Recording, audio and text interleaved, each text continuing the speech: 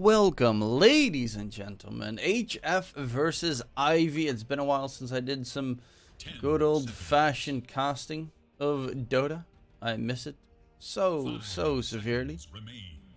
But I'm looking forward to seeing what we can get done here in this showdown between these two teams. Of course, HF versus Ivy is the matchup that we are going to be watching.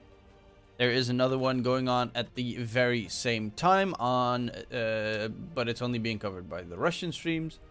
So if you like Russian or you speak Russian, you can check it out over there on the Ru Hub channel. 5 seconds. Here we are. I have not actually gotten completely sorted with how this patch works. I did see Razor Bloodstone and stuff.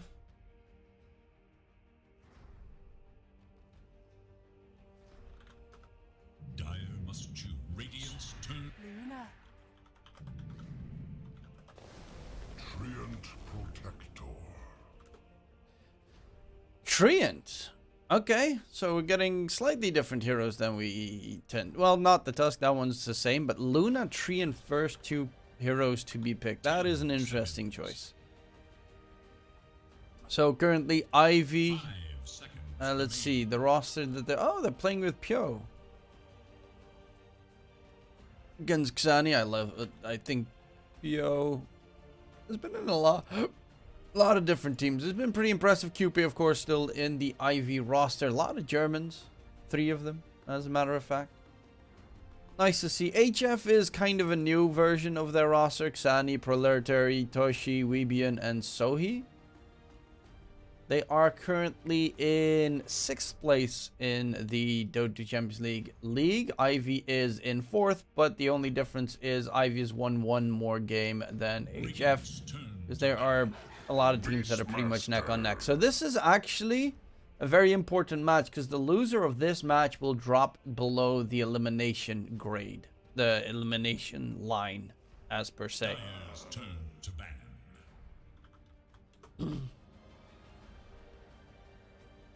So it is pretty important to not screw it up right now. And just win no matter what. Okay, well, I'm checking out all the tournaments that are busy right now. Okay, that's that tournament. There's a lot of minor tournaments being played at the moment.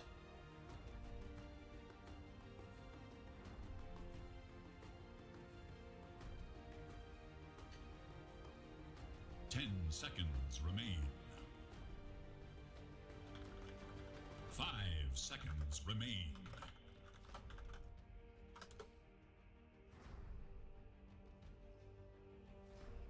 I think it's today is the last day of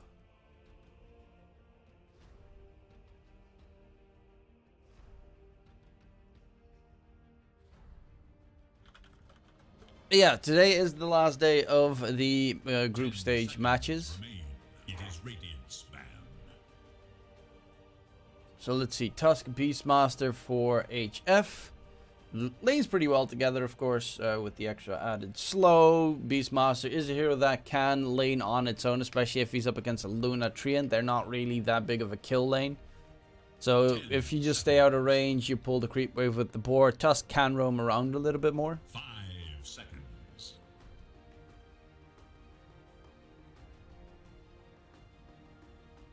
Big plus is also that the Beastmaster can scout out in the tree line to try and find the tree and protector if need be. It's also a hero that adds in push to counteract the tree and being able to save his towers. Now you have pushing power, you've got vision gain, you've got a big BKB piercing stun, which also tends to be very useful.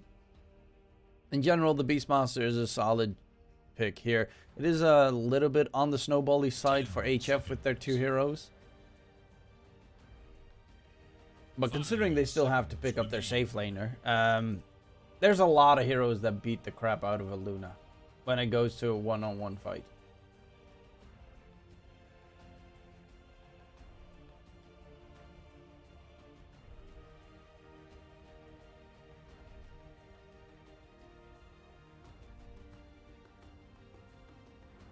So that's definitely what is being looked at by both these teams.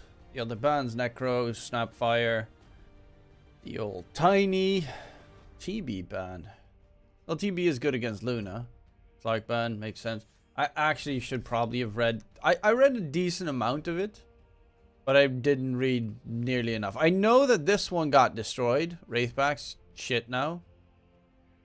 Bloodstone slightly nerfed. Don't know what heroes actually became strong.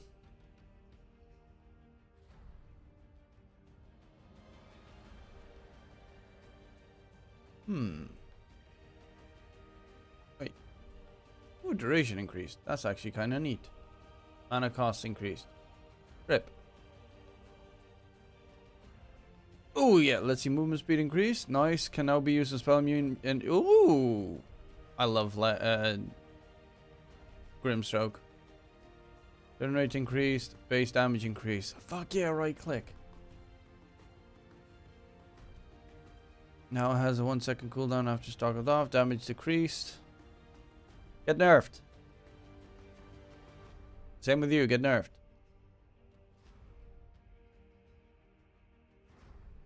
Oh, thank the Lord. They nerfed so many heroes I despise.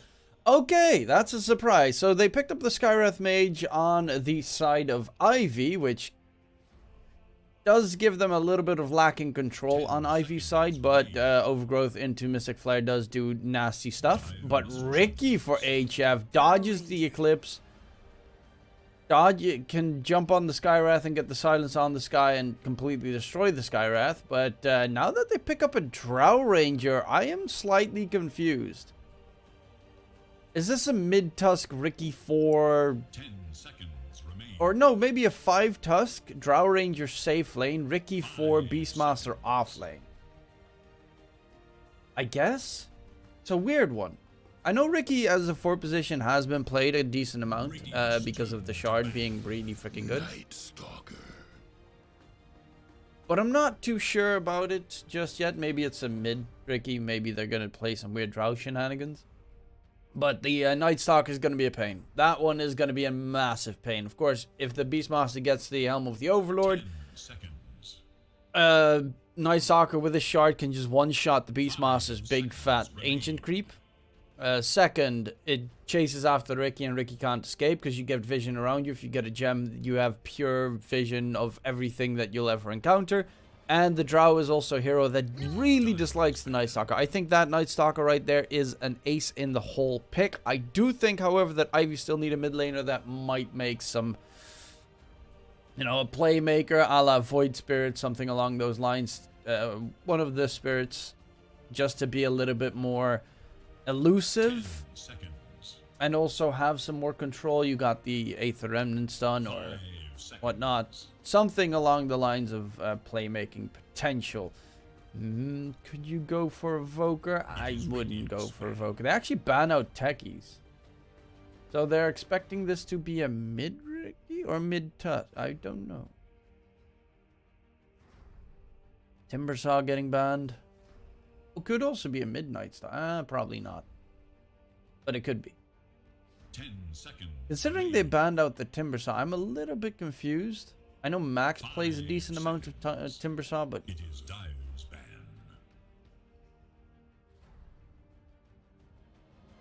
Does Ivy's mid laner play Timbersaw?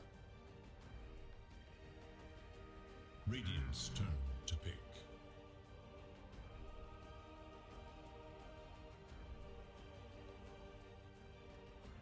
Okay, Bangalore ban. Feels weird because it looks like they're just banning willy-nilly. They ban a mid and an off, and the other team bans a support and an... Well, to be fair, Pango is a bit 5 flexible. seconds remain.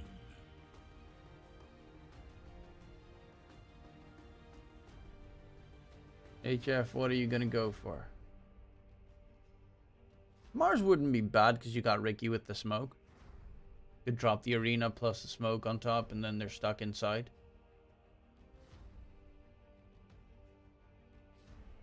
Dire's turn. It's going to be Mirana. Okay. I assume it's a Ricky mid then? Question mark? And Marana 4 Tusk 5? I have no idea what HF is doing. 10 seconds. Have I been out of the meta that long that it's completely changed? 5 seconds. Could also be a Marana 5 to be fair, because snaking 1 TI with it.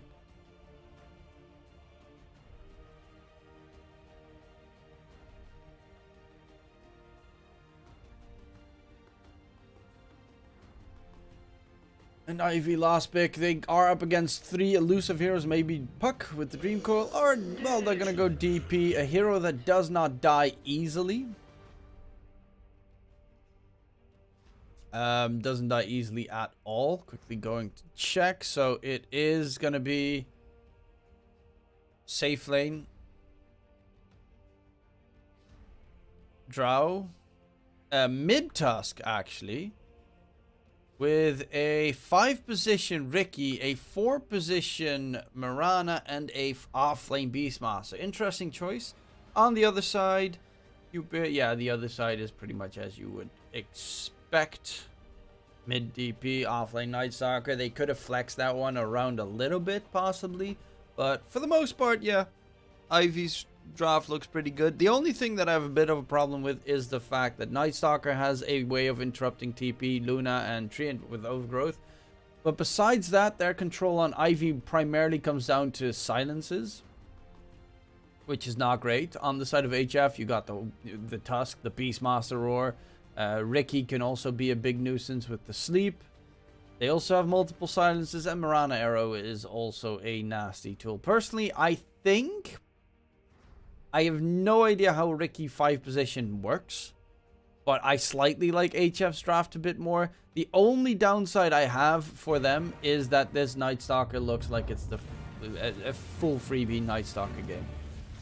Flies over the ice shards, eats up the Helm of the Overlord creep, destroys Drow, because you always get in range with the Drow, so Drow doesn't get the proc from the ulti. 3, 2, 1. Adios.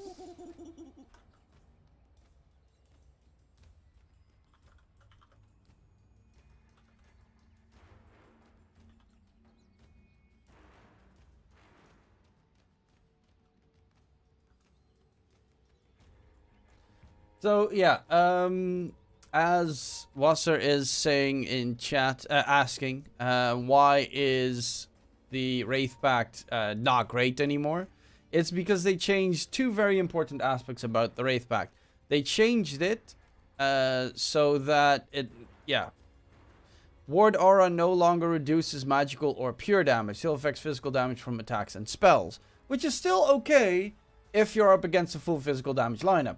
But in most cases, the reason why it was so OP, the reason why they picked it every game against the Secret at TI was, let's say, Lesh.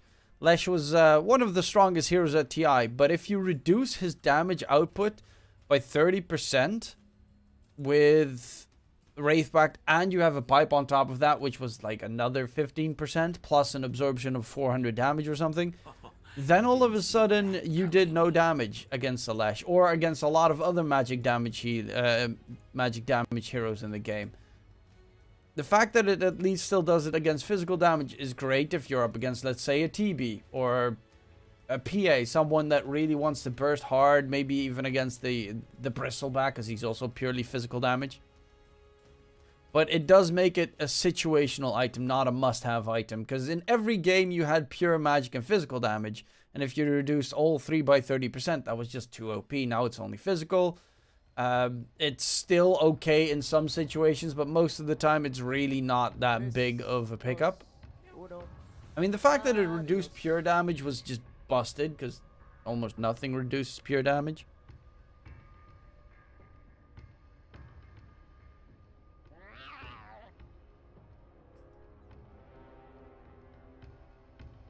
That makes the item balanced, kind of like Crimson Guard. I do think that the only downside is that even though it's different, it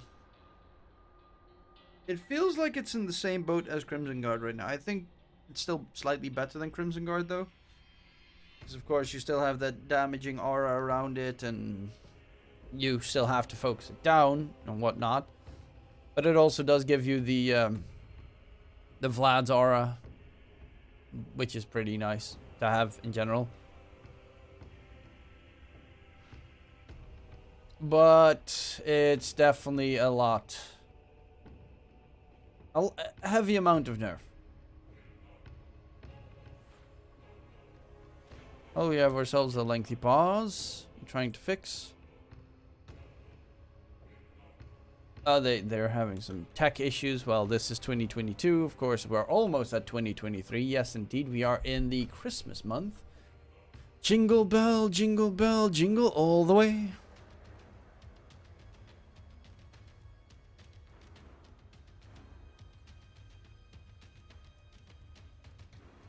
Definitely looking forward towards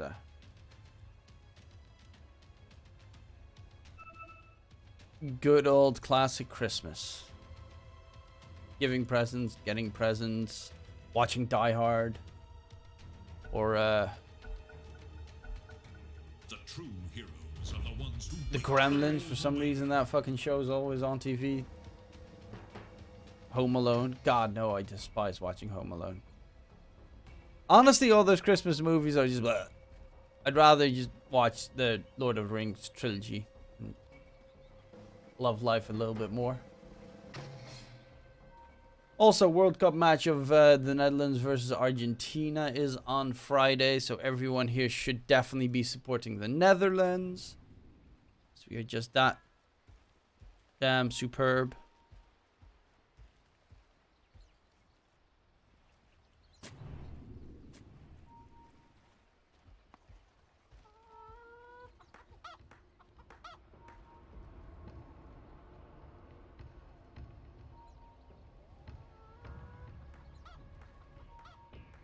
Tres, dos, tres, 30 seconds and counting. uno.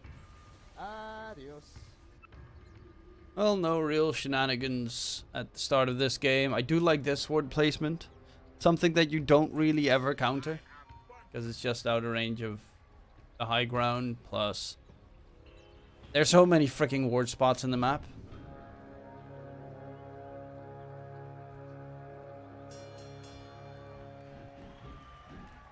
Let's see, how many is it gonna be? Welcome to this Dota 3 for the Dire. 4 bounty roots for the Dire if they go for it, but it seems they're not gonna.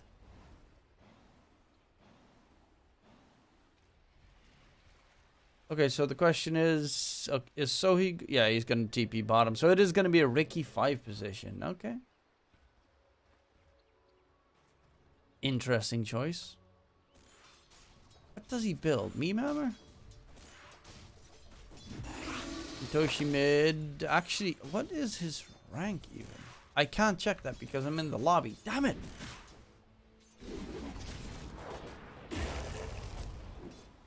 Oof, look at that damage taken by Weebian already. Right clicks galore. That level 1 Leech Seed doing a lot of damage. Of course, Nature's Grasp is... Now, most of the time, Nature's Grasp is kind of ass. Because if the enemy pays attention, you can easily sidestep it. Cupid, though, needs to sidestep his way out of there. They have no way of interrupting a TP, so Cupid gets out scot-free back to the tier 1 tower. Will, of course, cost a TP, so mid needs... Okay, mid doesn't need to be careful to TP against us. Most of the time, you should be just fine if you have a Spirit Siphon available.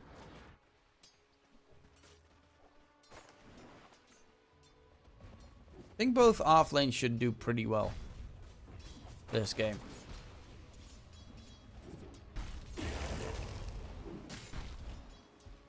Why do they go for Starstorm level 1 more often these days? This is like the 4th Mirana I've seen go for Starstorm level 1. I know it's good harass damage if you get the second Starstorm smack in on them. Well, it's actually decent harass damage. It's like 110. A bit more, 100, probably 130 damage, which is pretty okay.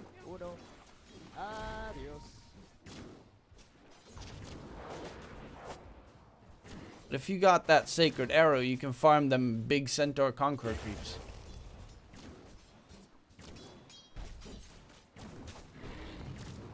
Did get the kill though with the right click. Didn't even need Lucent Beam for it.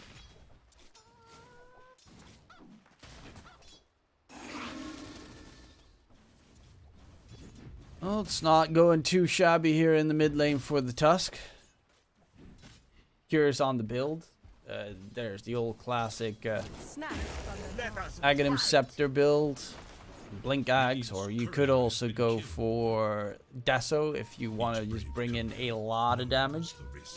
Which wouldn't be too surprising considering their lineup. They destroy Roshan if he has a Deso. And buildings.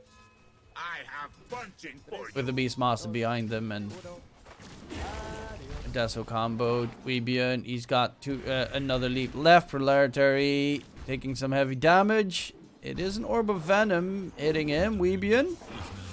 Ooh, he's got to be careful. Toshi in mid. Oh, nice Ice Shards block. Holds the DP down, but DP is good enough to make sure that the creeps and the tower do stop hitting the DP.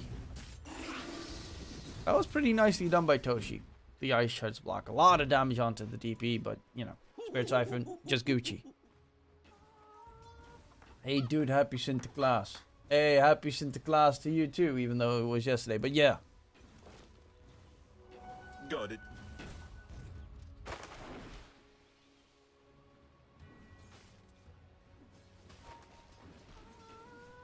HF is from Russia, Belarus, and Kyrgyzstan. Kenneth Villafuerte. Is that you, J. Kenneth? You on YouTube? So far, 0 kills have happened, but mid is definitely favoring one team for the time being. That is a very farmed DP, 700 gold ahead of the Tusk.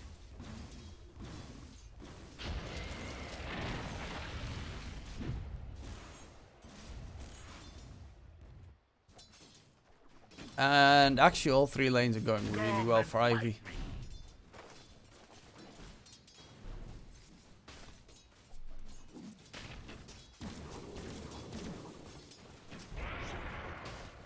Still don't really necessarily know what the Ricky is supposed to do. Except for be annoying and, you know, later on also have the smoke screen. Hasn't actually, it still has a point left that he can spend in either Tricks of the Trade or smoke screen if need be.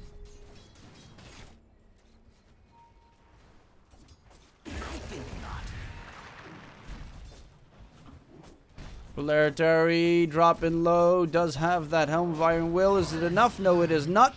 First blood for Pyo. For Salamene, motherfucker. Probably shouldn't swear that much. Yeah, this DP is huge.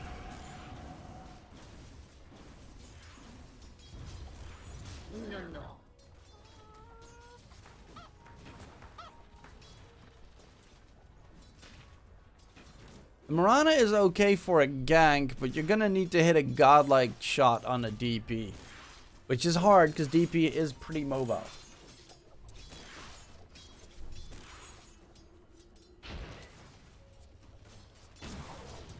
Tally ho!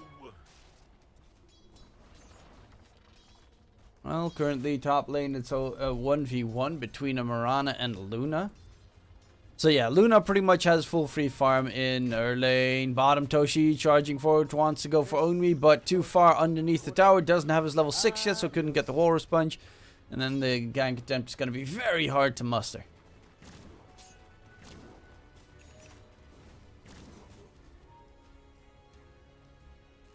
And that rotation cost him a decent amount of time. Where the DP is almost level 7.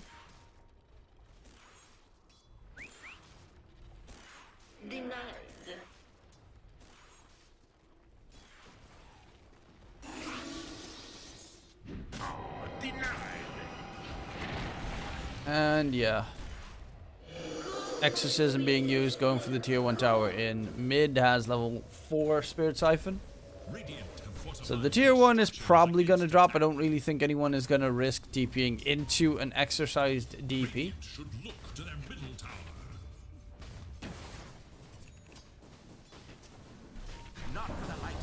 tower. Oh, they're gonna go for so high. He is silenced. Does dodge it thanks to the smoke screen. Oh, that is so filthy. Still dies in the end though, because he did want to go for the right click fight, and Toshi kept chasing immediately after the Skyrat. Didn't get the ice shards block. Good sidestepping there from Cupid. But yeah, the smoke screen, 30% of miss chance, and I think he missed 2 hits, maybe 3 hits in total. Both of them, obviously. Polarity spotted out. Gonna get slowed down. Going for the TP, and he dies right before the TP finishes. TP by one of the FE line. HF. Bro, they have the rune. Isn't that the Rune Eaters logo? Or am I tripping balls? I think that's the Rune Eaters logo that they're playing with. Radiant's bottom tower is under attack. Yeah, that's the Rune. Why are they playing with the Rune Eaters logo? Radiant should look to their bottom tower.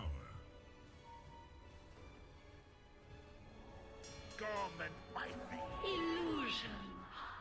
Radiant's bottom tower is in danger.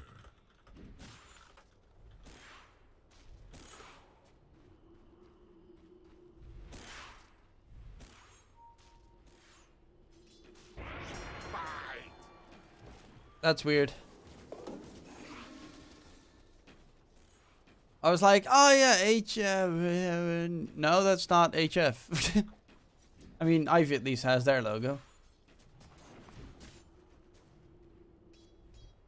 DPC Open qualifiers start next week, so for all the people that are watching that want to get their chances in the DPC, don't forget next week there should be 4 open qualifiers.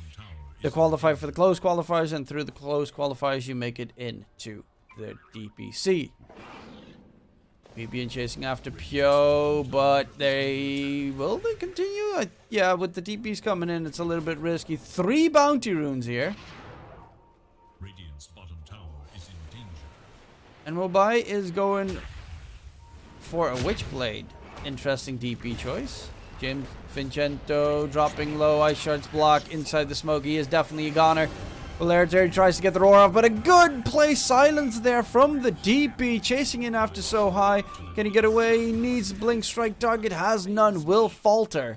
And a 5k net worth lead for Ivy, who is just demolishing right now. Dire's middle tower is under Witchblade DP. That's a new one. I guess the extra armor is always nice. Attack speed, intelligence, armor, projectile speed. And she does have very slow projectile speed with the auto attacks. Yo, chased in. They all did use their teleports previously. But actually, in comes the Night Stalker with the AoE. Charging forward. Yeah, the ulti is hard to dodge. Polarity with the roar trying to stay alive. But there is again the filthy, disgusting DP coming in with the nasty Spirit Siphon. They chase, hunt, and kill everyone in their sight. Counter ward coming through as well. Onmi looking for more. That is the Ricky. Looking for a jump target if need be, but not necessary. There is an overgrowth available though. Mystic Flare combo between the supports, and Cupid gets himself a nice kill added on top. Pom Pom. I think that was a ninja dance.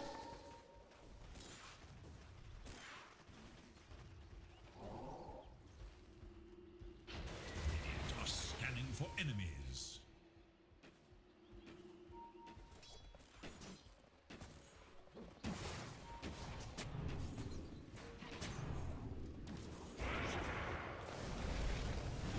Your words are unwelcome. Well, Weebian gets the kill. Another put down. They find something on the side of HF. And Cupid in the meantime going for some big fat juicy double stack. Well, this is triple stack. Both of them are triple stack, which is good for the Luna.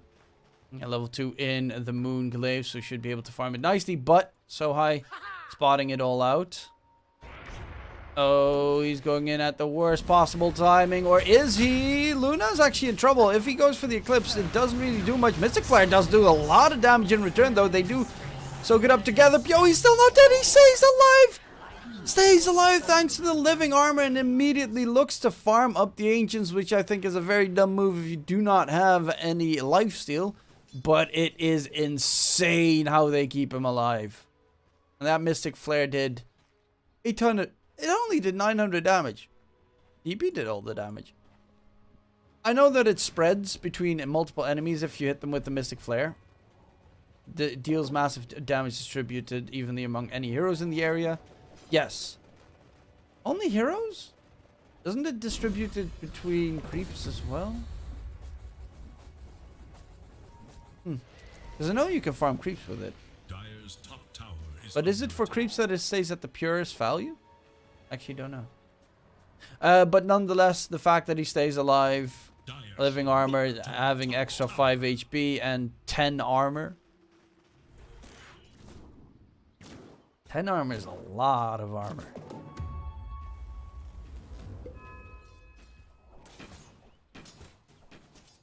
Tani going for the shard into Hurricane Pike, needs to get out of range of the Night Stalker, who will otherwise keep on top of him. Night Stalker, what does he have? Echo Saber. So he's going to go for more of a brawly build. Pyo is just going to go Manta. Not too surprising. You are playing up against the Gusts, nuisances in general. Not like the most massive debuffs and such, but slows, and if you can distract them for a second or let the arrow land on one of the illusions, it's pretty nice. Plus, you farm so much faster with a Manta style. Shadows, take us. Well, they're looking for a catch here onto own me. Even use the Mirana ulti. But own me looks to be gone. Underneath the tower, he's going to be safe. Actually, they need to be careful in return, because the smoke's about to end, and they are right underneath and on top of the enemy. In comes the Night Stalker ulti. Overgrowth comes out, holds Sue down. They get the kill onto Toshi. So he's trying to chase after Cupid. The silence comes in, so he doesn't have vision, and they kill off way too much in the process, so he's going to die a third one. That is just insane. Cupid survives that as well. Living armor is pretty good. Overgrowth is also pretty good. Ivy is playing pretty good. They have 3 deaths in total.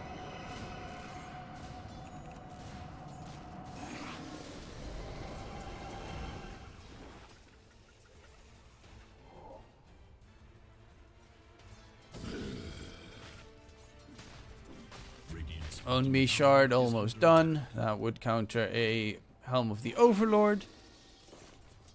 Because with the shard you can eat a creep, and when it's nighttime you can eat an ancient instantaneously. Ooh, gets hit by the arrow. Are they fast enough? Doshi. Snowball comes in, TPs as well. There is no heal. There is no heal necessary. In comes Jam Vincento on the other side, and yep, that is very, very saddening. This game is hella over. The DP is just too tanky. He's going for an Octarine core instead of that Witchblade. They will actually kill off Own Me, which is pretty nice.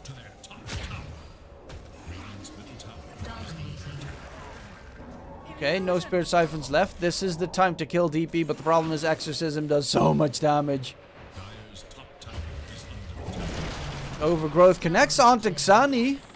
Will they be able to kill him off? Actually, Xani tries to fight back, but he's all alone. Or is he? There is a running Ricky still on its way. Xani will not die, but they just do too much damage, and they stay too alive. And Sho did join up at the end of that, but he wasn't really even necessary.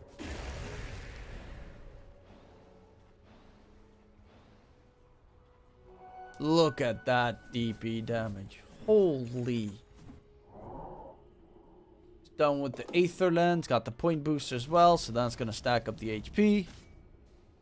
Octarine cooldown reduction, always nice.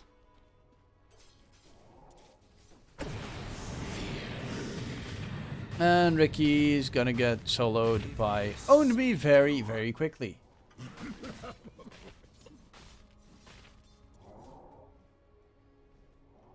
Trying to continue the TP though.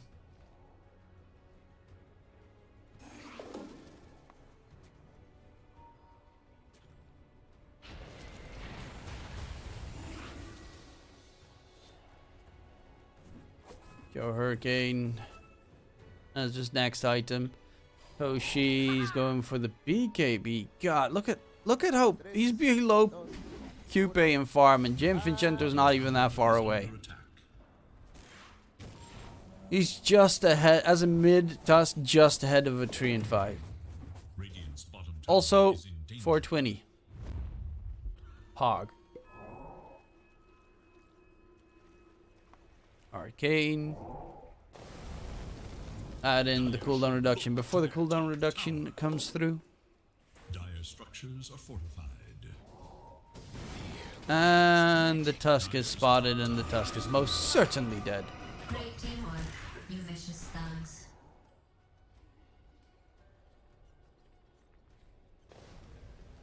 They're also not really a lineup that comes back from being behind. Not this level of behind. Maybe if the Tusk was like okay-ish farm, and you could like try to one-shot Sky or Luna every once in a while, possibly. Nice sleep into Arrow. But what more can you do with those two tools? Just lacking damage at this stage. Especially with a level 4 living armor to support his allies. And into the pit they go. Roshan, Exorcism was expended for it though. And there is no way that they're going to defend this whatsoever. So that is a free Aegis for Ivy. That goes on Pyo because he's not necessarily the only tower pusher. They have two heroes that are amazing for tower pushing, both the DP and the Luna.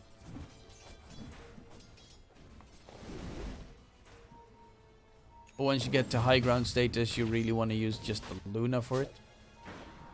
Pyo is gonna sleep, Arrow's gonna land, and they're gonna kill him off. Nope, there is living armor. Manta dodge, Hurricane Pike gets back. Hello, let's turn this around, baby, shall we? Look at that armor. Oh my god. 69% physical damage reduction. Okay, that could be a kill. Arrow. I like the combo of sleeping dart into Arrow. That's actually kind of neat. The problem is you need to wait until 15 minutes in the game before a 5 position Ricky can be useful. And normally, as you can see in this game, that is the moment where you've already kind of sort of lost.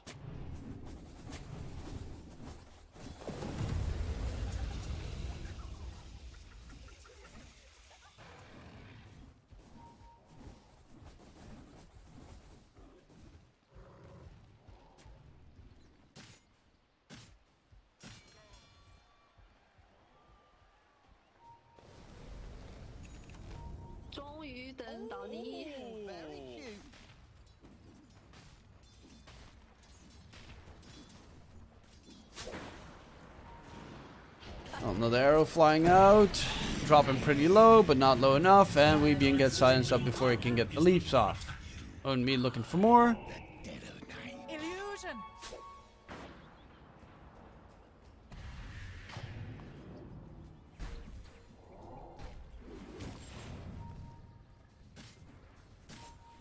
Does that even cost mana? It doesn't even cost mana. God, that shard's so good. Legendary, silenced up. Can't do diddly squat. Look at this vision that he has around him as well. Oh. That Night Stalker pick was so superb.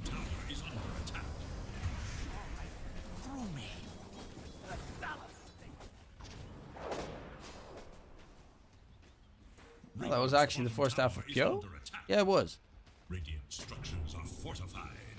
Hurricane Pike there to support the Skywrath Mage, who went for the blink. Can buy a gem which will destroy all the wards that HF have. No, without wards they can't do Any sightseeing?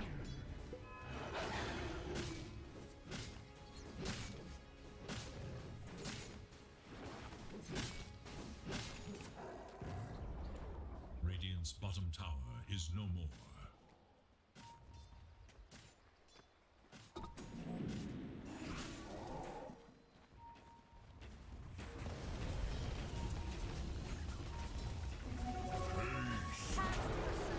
Tower gets even denied just for good measure, though they're looking for a fight on two different angles. DP is spotted, but Pio comes running in. Do they have the damage skill off the DP? DP is stuck. Roar comes out. DP, can he stay alive? No, he cannot, because they didn't have the Hurricane Pike available to get him out of range.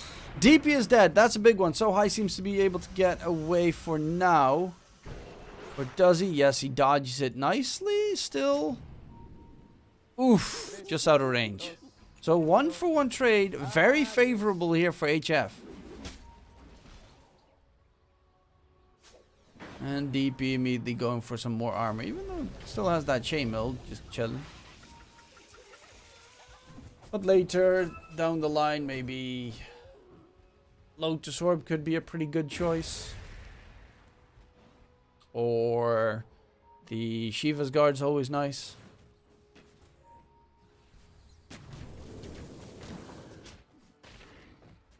But in general, casual plate mill's also pretty good.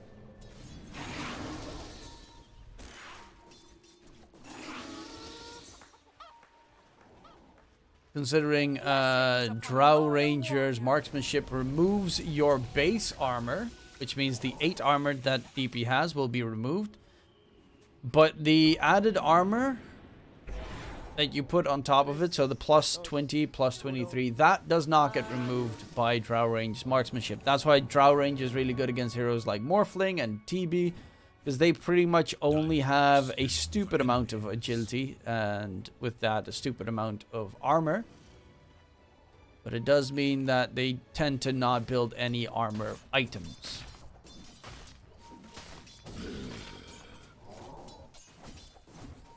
Same with like Luna. Luna has 27 armor.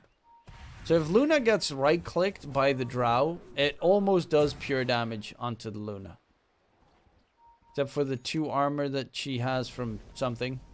Oh, from the Wraith Band. Dire's middle tower is under attack. Which is now 4 armor. But yeah, that essentially would mean that Luna has 4 armor.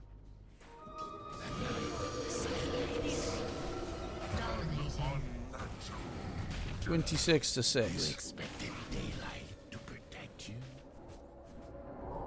They did pop Exo for that kill though. It is an Octarine plus Arcane Orb TP, so I don't really think it's a big problem popping Exo for that one. Plus they get the tier 2 tower in mid, might even threaten high ground a little bit. Actually, it seems that's not going to be the plan because they're looking top lane to push it out. Only on the flank has a gem. That's big. That's huge. Night Stalker with gem is just broken. Because if he flies, he sees everything around him. That means he can counter toward all vision the enemy has. Dire's bottom tower is under attack. And the Proletary has 1 item. That's the Helm of the Overlord. And the big advantage of that item gets immediately countered by a 20-second cooldown spell from the Night Stalker. Dire's bottom tower is under attack. Radiant's top tower is under attack.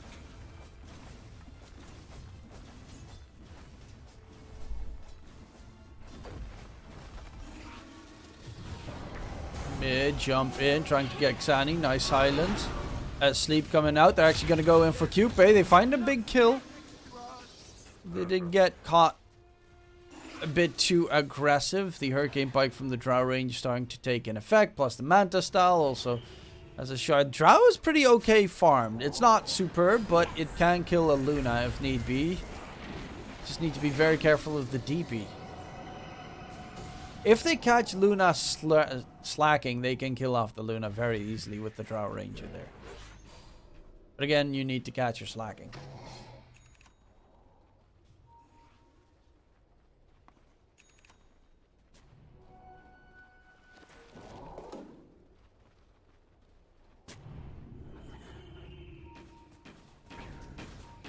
would be a good item for Luna?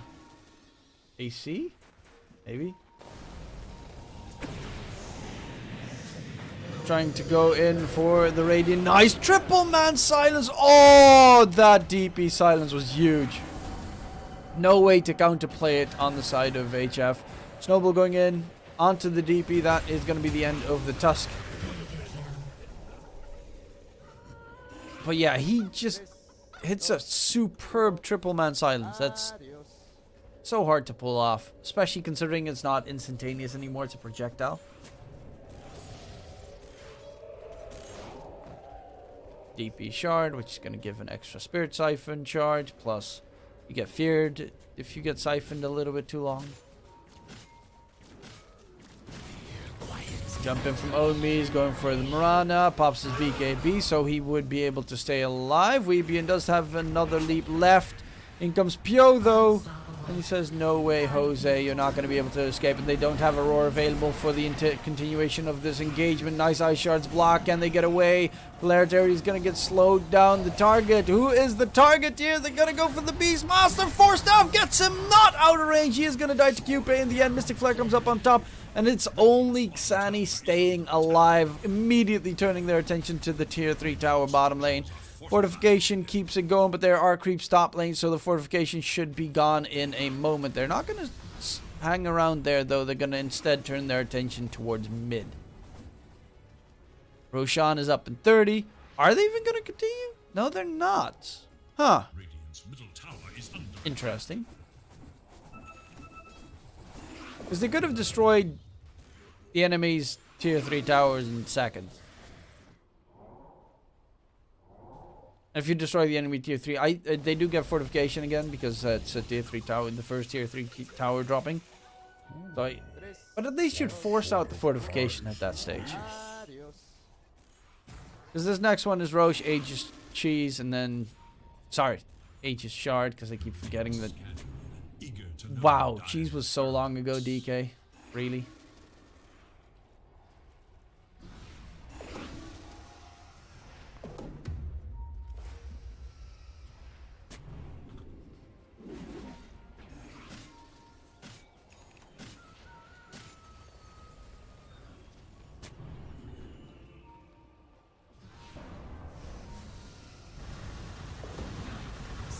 Unstoppable. Great teamwork, you vicious thugs. Oh, they're looking to go for Roshi boy.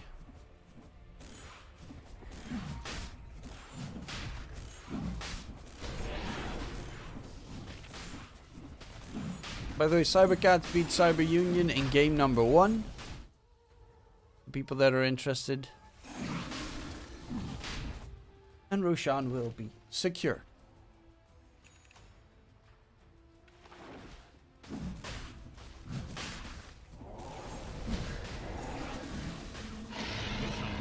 Immortality.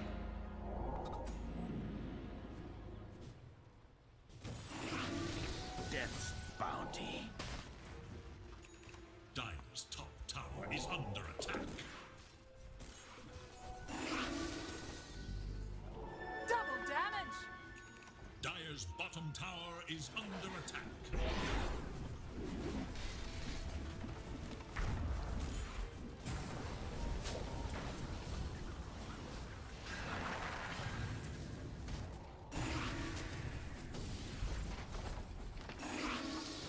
Dire's top tower is under attack. Oh, Kyo takes an arrow, takes a lot of damage. First life is gone. Tier 3 tower is very close to dropping. And now they have a fortification available again on the Radiant side. They're looking to possibly get a catch here on Pyo. But it's still very risky business. Because you kill the first life, which they tend to not care about that much. But the second one is going to be a lot harder. Qpei's very far in building up a oh, that's so cool. With building up the... Dude, I want to say sheepstick, but it's... Why am I running a blank on this one?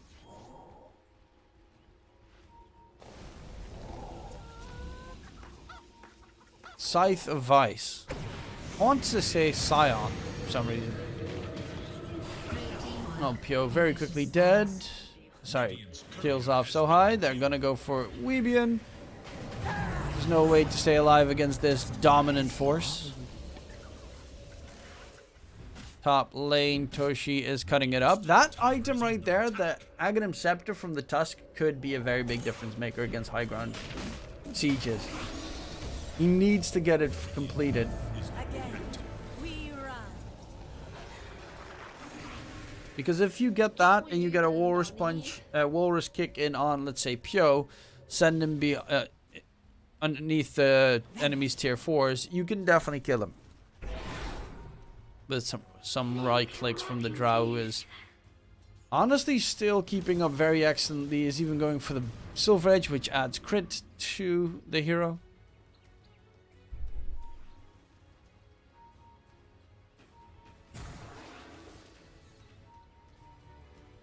Steepy actually got. Okay, we did go for that Loadsorb. Gem given to Mobai. The Night Stalker's got Blink, Basher, BKB, Echo Saber, and Shard.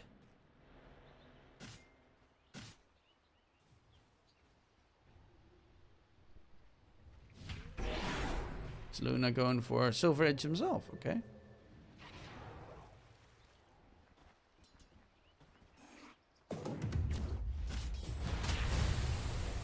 Tres, dos, uno. Dire's bottom tower is under attack.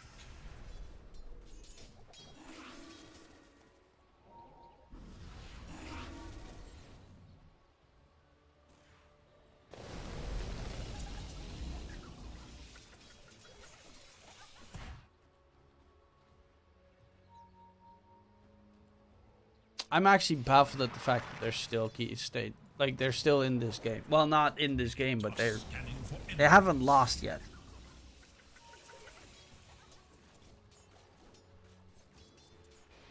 And the Dire has 4 blink daggers. The only one that doesn't have a blink is the Luna. Now we have Ags done. 4 staff on the Ricky. Rana with Silver Spirit Vessel. Beastmaster Drums going for BKB, and Drow Ranger does have Chrysalis, so now they have a significant amount of damage added in. Okay, that's very risky business trying to run it back. They will lose the Ricky, who does not have a buyback. With Exorcism Pop, they're definitely looking to push the high ground.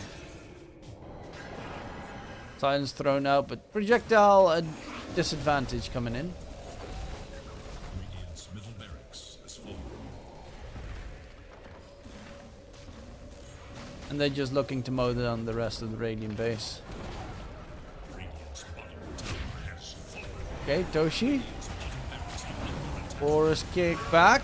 This is the whole complete. This was the terrible combo that he did. If you blink in, kick back, and then snowball on top of the target that you just kicked back, you would not be surrounded by enemies, but instead be surrounded by allies, and you'd have a chance at killing the enemy. I don't... Complete whiff on the combo, it feels like.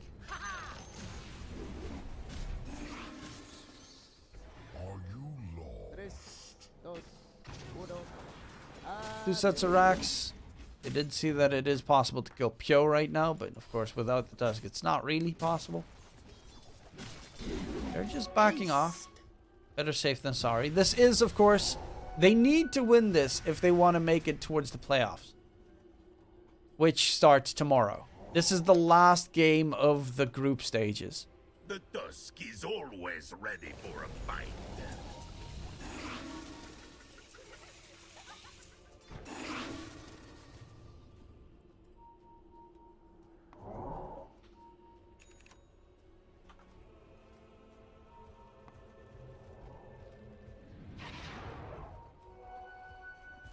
So yeah, Ivy is desperate in getting this win. That's why they're playing so carefully.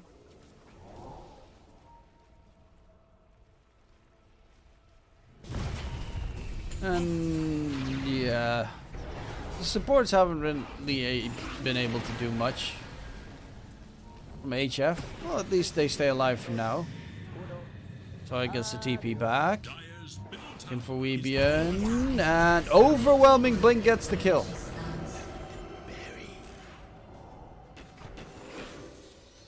Radiant's courier has been slain in cold blood. Altoshi, show me that big walrus kick.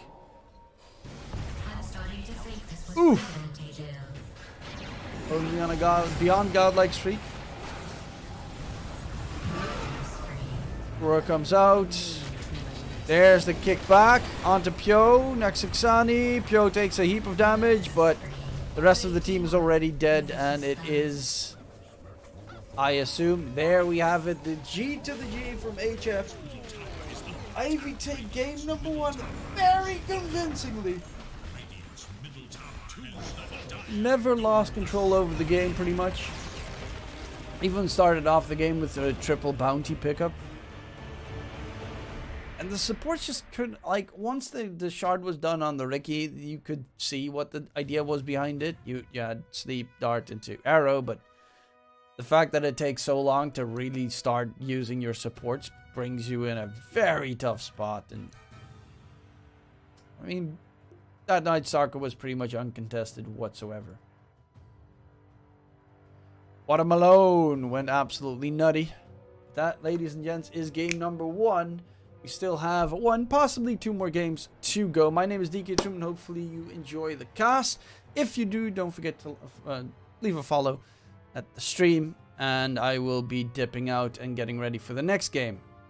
If you do also like to place a bet, this game is also bettable on CloudBet. The link is in the chat, or if it's not in the chat, type !CloudBet in the chat, or scroll down at the bottom of the screen where you can sign up to CloudBet. It is a cryptocurrency betting website that does not require you to send identification, which for a lot of people is very important, including for me.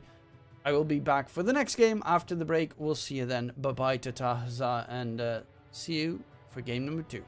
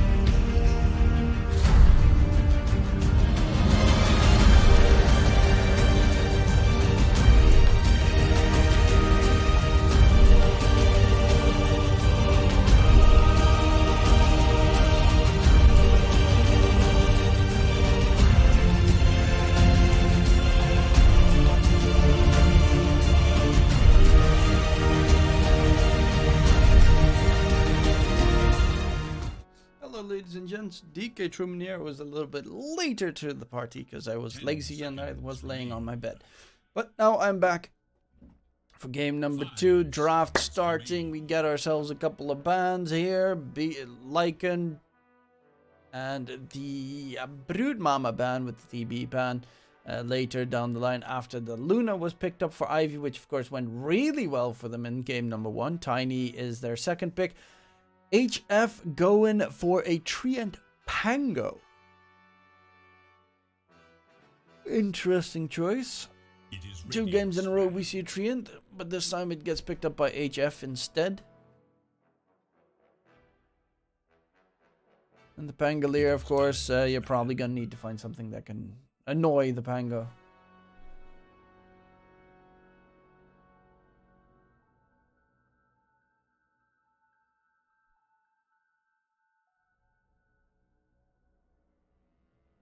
Mm-hmm. 10 seconds.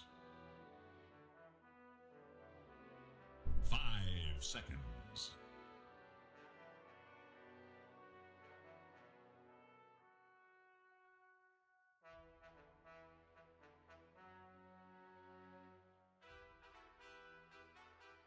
Radiant's turn to ban.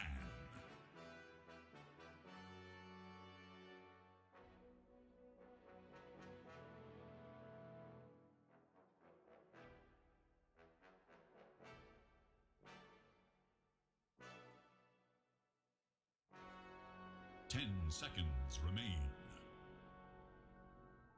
Well, let's see. 5 What will they remain. bring us? Slark ban. Night Stalker ban is a good one as well. Again, a Timbersaw ban. Saw that last game as well. Radiant's turn to pick. Don't necessarily think it's that scary.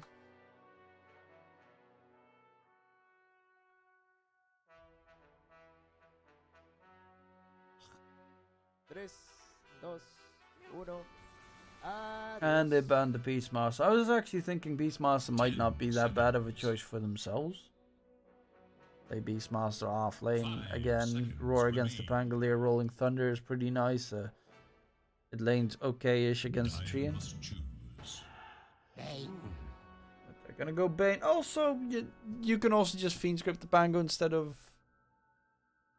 roaring him up.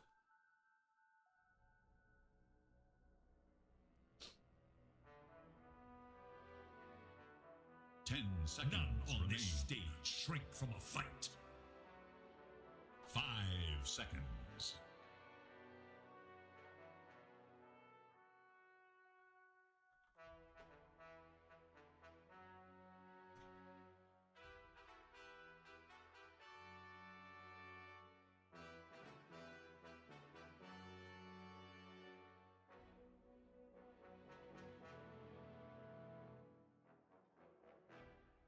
Let's see. My neighbors are starting to drill. Fuck.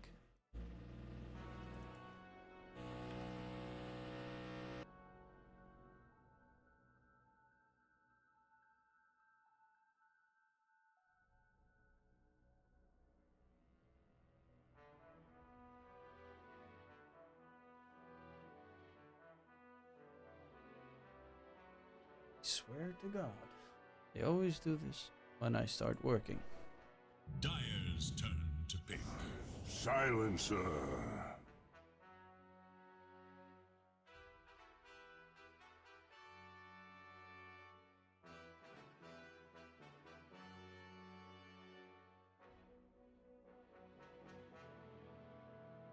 Ten seconds. Okay. 5 seconds remain. Silencer. Always very solid to interrupt the Fiend Script. Radiant must choose. Tide Hunter. Tide also does not care about Fiend Script.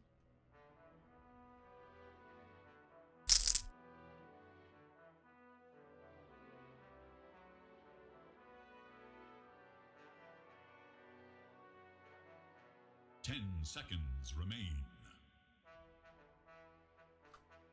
5 seconds.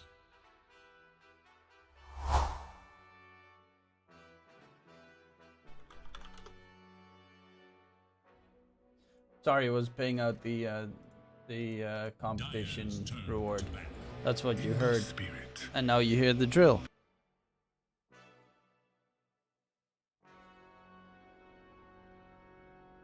Swear to God. Okay, so Ember Spirit in the mid lane. 10 seconds. That means they're looking for an 5 off laner seconds currently. remain. Timbersaw It is would be nice. Radiant's ban. But yeah, so it's most likely a Silencer 4? 3 and 5? Pango mid, Tide off lane. And then they still need a safe laner for HF. 10 seconds remain. With them,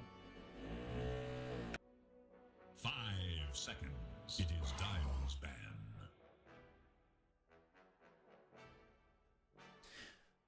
banning out the Darkseer, you're thinking maybe a illusion-based heroes, but yeah, TB is also already banned. Dusa could be a hero that might spring to mind where they're just looking for big fat team fights. Because single target damage of Ivy is not great. 10 seconds remain. Viper banned out. What hero would be? Ursa's also not bad actually. It would be a pretty good Ursa game for HF. Destroys Luna. Doesn't really care about the Bane. Because of the status resistance. And you also have Silencer on your side, which is a huge plus.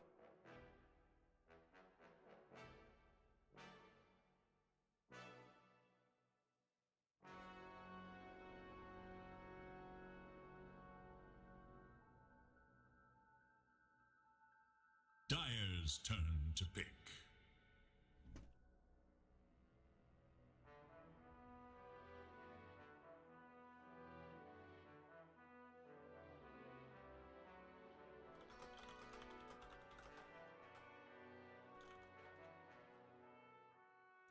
Seconds.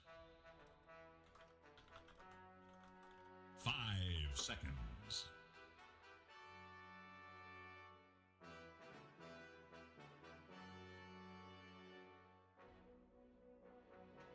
Radiant's turn to pick.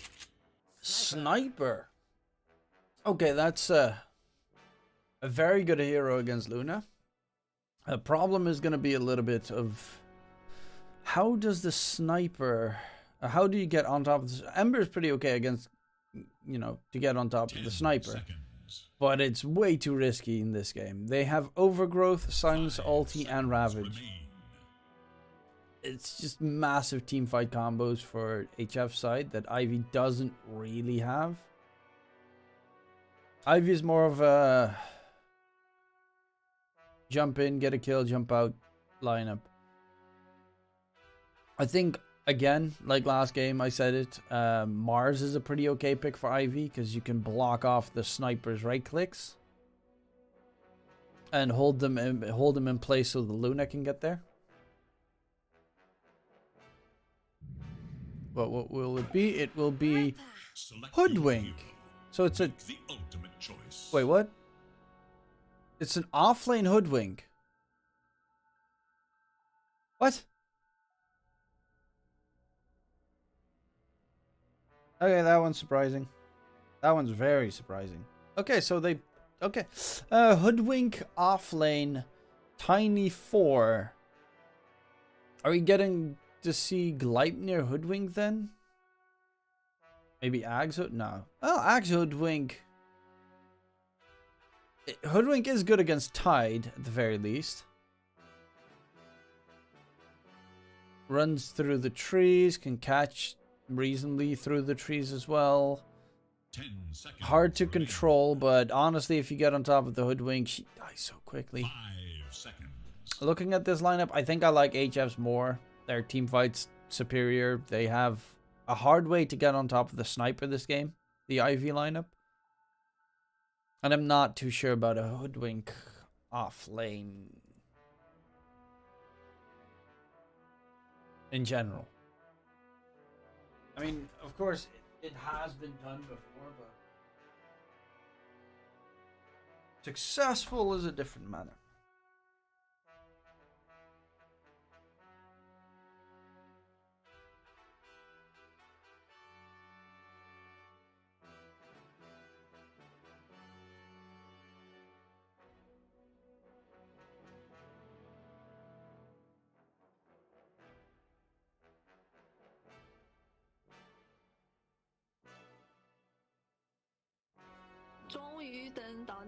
Oh, very cute.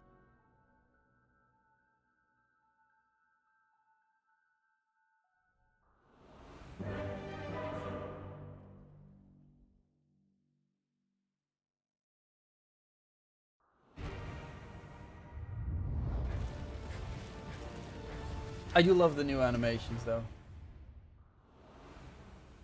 The ones where they fly in and everything. That's so cool. And we have ourselves the game starting pause. Packet loss. Everyone always has them losses of packets.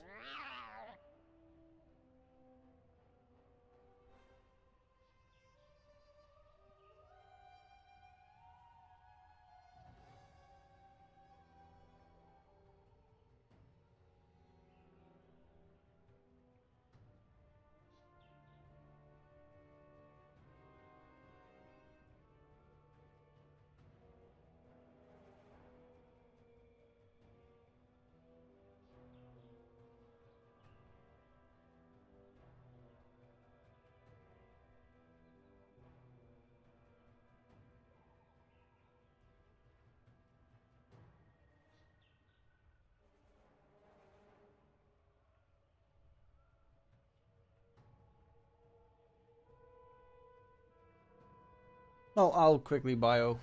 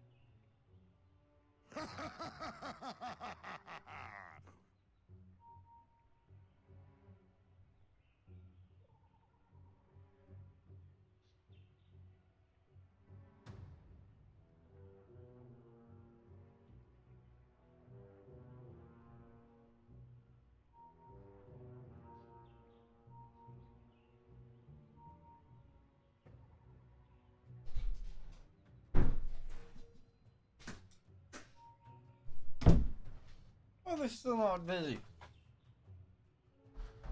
Get your ass in gear, boys.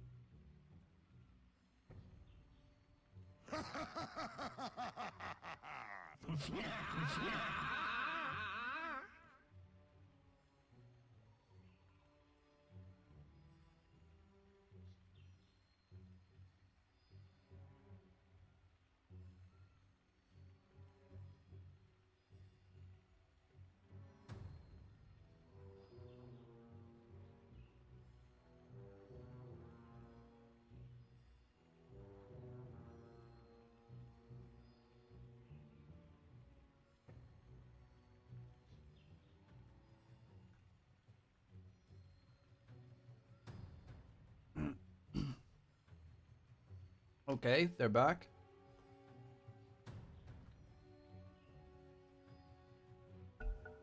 That's what Hey, happens. Cupid is a level 30 The time. quest for ultimate glory continues.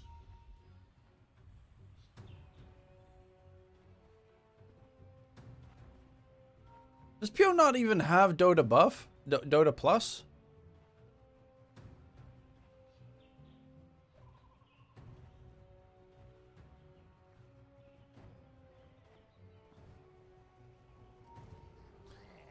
Okay, smoke. Yep. Hello. 3, 2, 1. Adiós.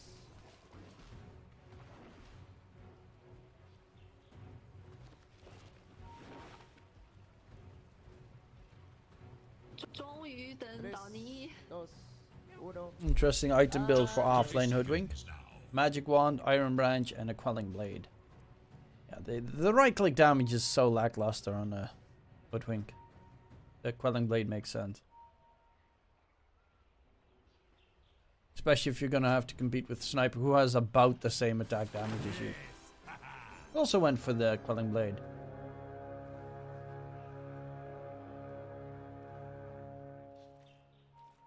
they've trained hard to get it. Should be 2-2 trade, but Own Me is gonna get first blooded. Final fight. And it is gonna be first blood for HF with 2 bounty runes for the Radiant and 2 bounty runes for the Dire.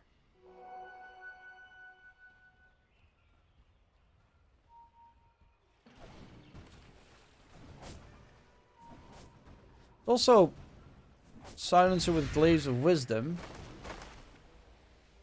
But he didn't get in from that fight. From the kill previously. That's interesting. Interesting.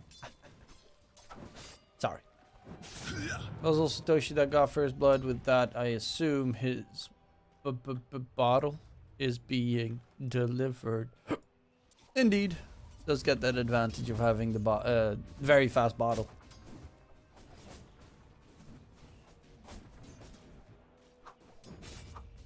It did have a really rough game last game though.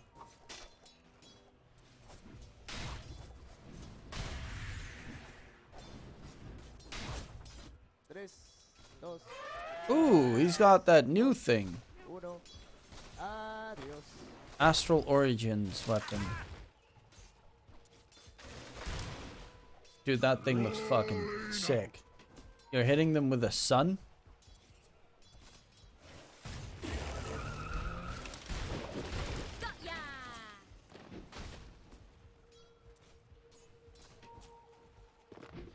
Gotcha!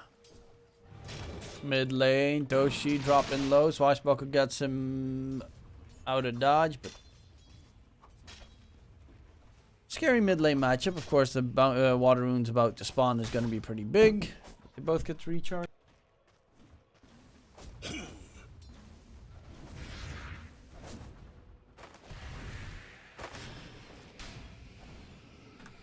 Oh, that silencer is very dead. All is silence. Double mango nom nom. And he's just gonna go for the Ras against the Tide. Why you bully me? Of course, he doesn't have Kraken Shell, so right-clicking the Tide's not too shabby. At this stage, lanes are going pretty okay for Ivy.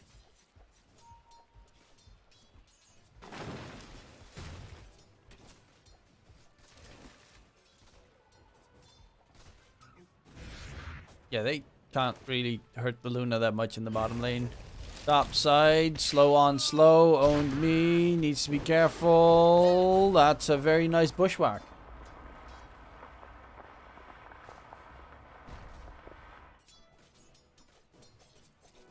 Precious bounty.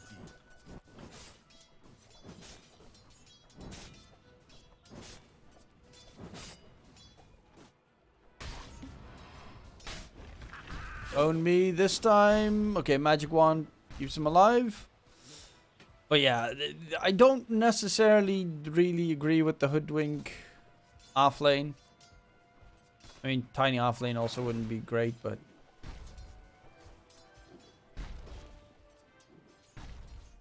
as you can see, it's such a squishy, weak hero in the early stages. The only thing that is an advantage is the AoE stun that you can get, and later if you get like Maelstrom, the acorn shot's pretty nutty. Get it, nutty. And Own Me is gonna die, so he gets the kill. Yeah, double slow. There's just nothing you can do.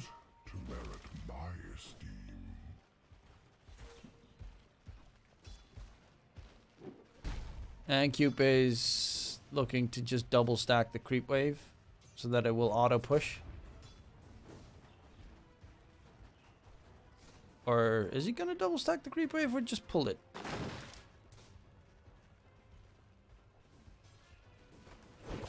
Ooh, missed the bushwhack. Nice sidestep there from Zoe. Does give away, of course, that they have high ground vision. Because otherwise you'd never make that weird sidestep maneuver without seeing where your opponent's coming from. Also, they kind of need to ward in general in that top lane. It is a rotation towards bottom by Toshi, and they find a kill onto Pio. Make that another kill coming in. Vincenzo dies. Ember decides not to TP in, even though he does have Searing Chains. I think that could have definitely easily been a double kill for the Radiant side if he, you know, decided to help out his teammates. But he is getting very close to his level 6, so I can get why he just wants to get level 6 and then starts playing.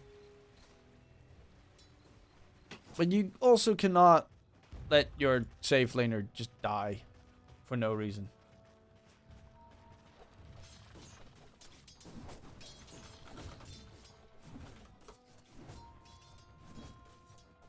That's a big no-no.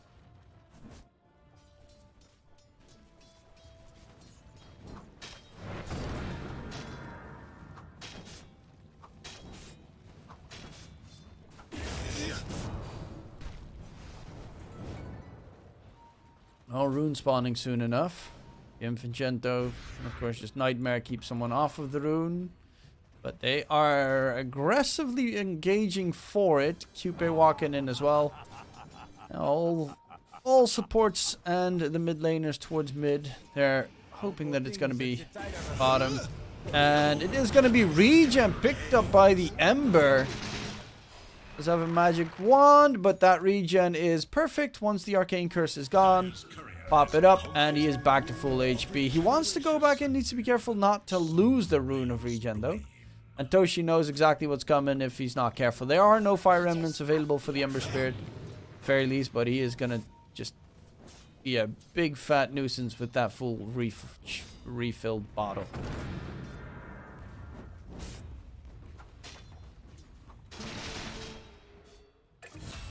While in the meantime, Silencer dies bottom lane. Cupid and Vincenzo still in the area. Own Me actually getting some time to farm up the top lane. And get some solo experience plus some good farm. Is going for the Falcon Blade. Hero that does need a little bit of mana regen. Extra HP is always nice because it's super squishy and damage. Honestly, Falcon Blade's such a good item. If it only upgraded into something more than just the Falcon Blade.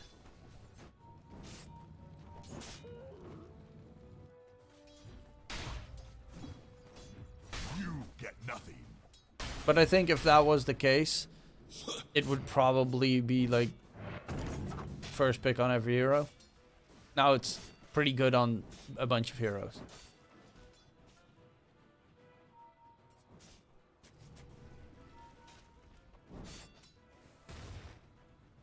Well, all the vision that HF had is gone in very quick succession.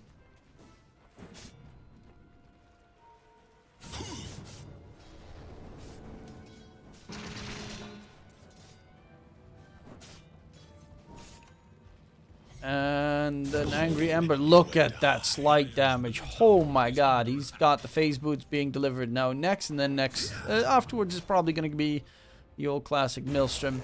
Pangolier, wondering if he's going to go to... It would be a pretty good Diffusal Blade game against the Ember, of course. Avatar, Toshi, does he get away? Does have a Rolling Thunder. Did not get rooted. And that gives him the full Rolling Thunder. Ember's in trouble. Dodges the roll, but he gets silenced immediately afterwards, and that is a dead Ember. Double kill in the mid lane. Gianfrancesco on the run. Does he get away? He is trying to disengage, but should he? Yeah, no. I think he is going to be gone safely. But nonetheless, that was a greedy move, and the fact that he did not, I don't think, even use Searing Chains. If he hits the Searing Chains, they win that fight. They get a triple kill.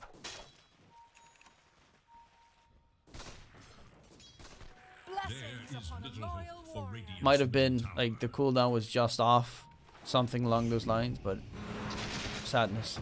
Pio wants to kill off Weebian. Will be able to find the kill. It is going to be another 1-for-1. Weebian, however, does have 8 perma int. That's one big advantage of the silencer. Permanently scaling supports. Infinitely scaling. Not permanently. Just infinitely scaling. Ooh, long range bushwhack. Avatas gets sniped. Does heal himself up. And afterwards they can't deal damage. It really is exactly that. Just so close. Yet so far there. Looking to go for the sniper. Actually, they spot out Zoe. Oh, okay. That damage was a bit more than I expected.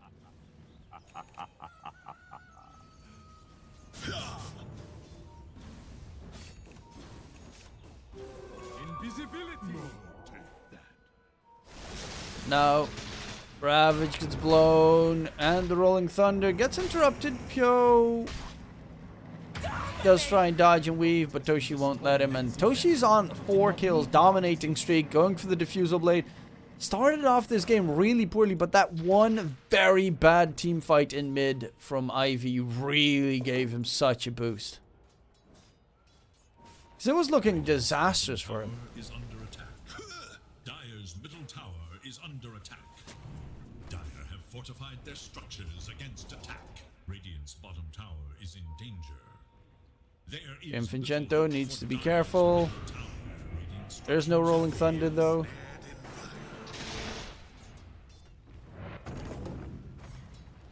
Ember almost does have his Javelin. So that is going to be a lot of added damage. If you get a proc, obviously. And Own Me, he's also... So they're building double Maelstrom. While also having a Luna that needs to farm. Radiant should look to their middle tower. Dire should look to their top tower. My lunch is ready. Dire's top tower So I think I'm gonna go grab my lunch. And eat my lunch. Baked potatoes and fish sticks. Nice bushwhack into snipe, but to their top tower. it's just a severe lack of damage at this stage.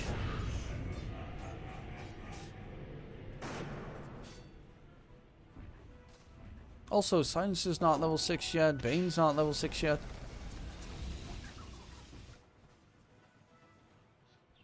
So I'll be right back.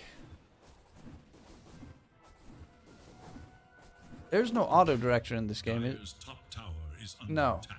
Crap. I can't turn on auto director. I will zoom out to the max and I'll be right back. But I am going to eat my lunch now. Sorry for that. Double damn.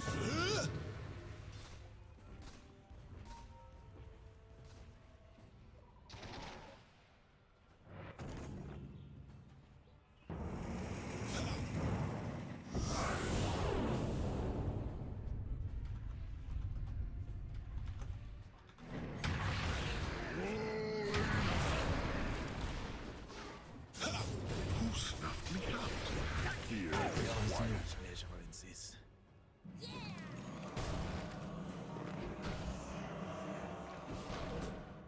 me with my glaives. Could I kill you just as easy Radiant's without bottom tower is under attack. But it'd make a hell of a meal. Dire's middle tower is under attack. Radiant's bottom tower is in danger.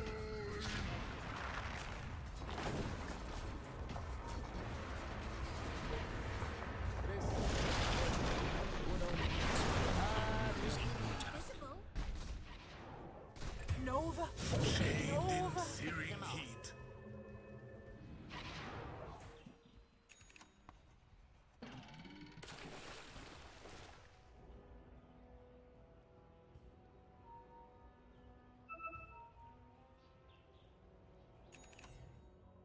Tres, dos, uno. Adios. 终于等到你。 Oh, very cute.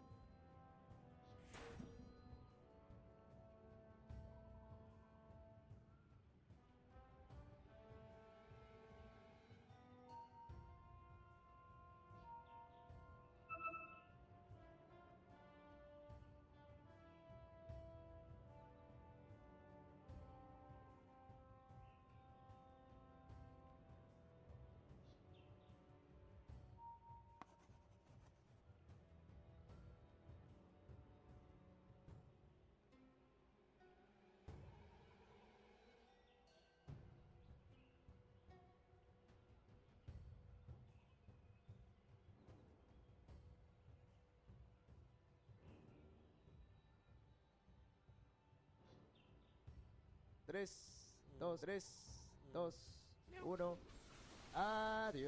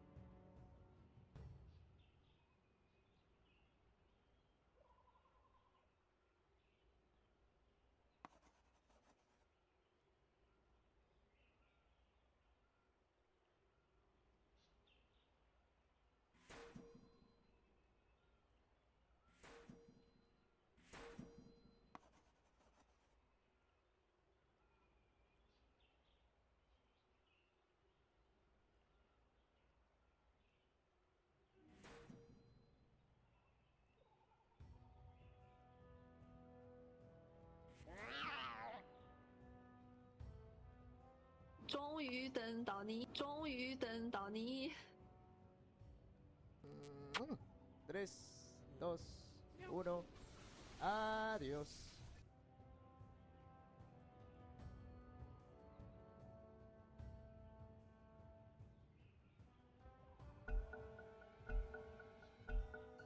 Now the fight resumes. But will it follow the same thread?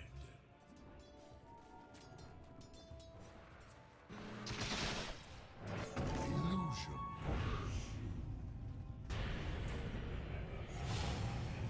There is little hope for Dire's bottom tower. Radiant's bottom tower is in danger. What's this purple goo on my shirt? Radiant's bottom tower is near. The Radiant scan, eager to know Dire's Dire should look to their top tower. Dire's top tower is under attack. Dire's top tower has fallen.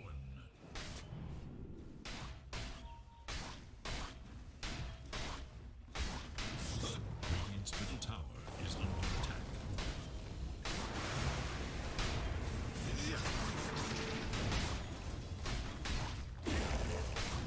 Radiant fortified their structures against attack. Dire should look to their top tower.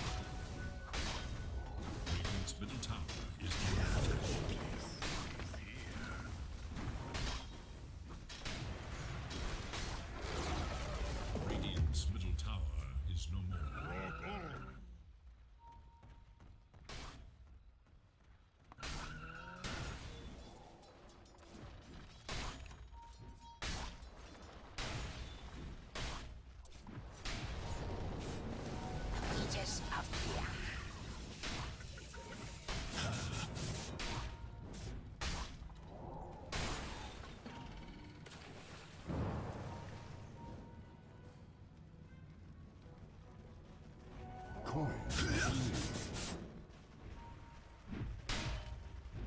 Denied!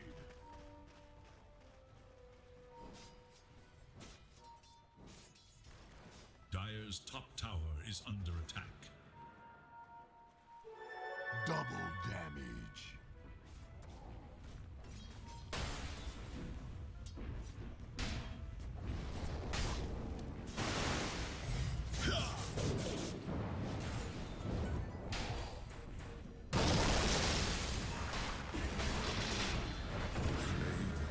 Dies out. You broke my fall perfectly.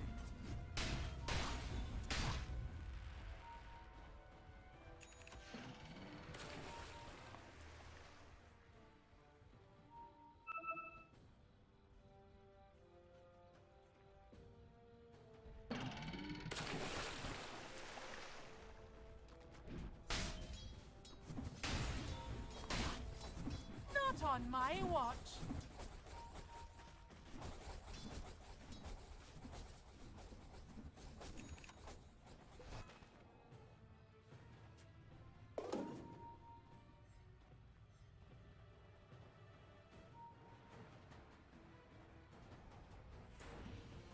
Radiant's top tower is in danger.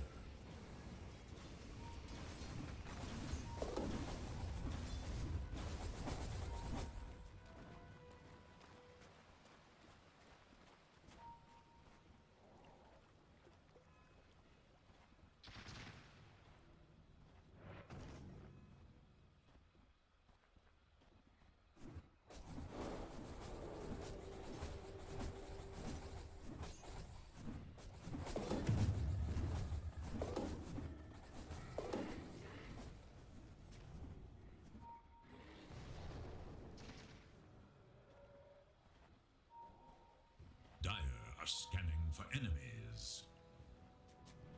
Dire's middle tower is under attack. Invisibility.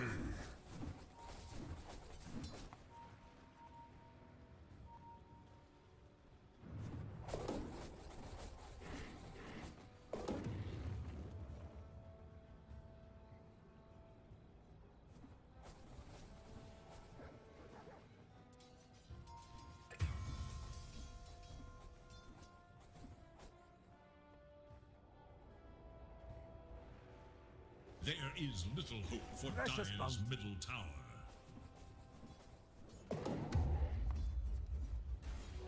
Never refuse Dire to should look to their top tower.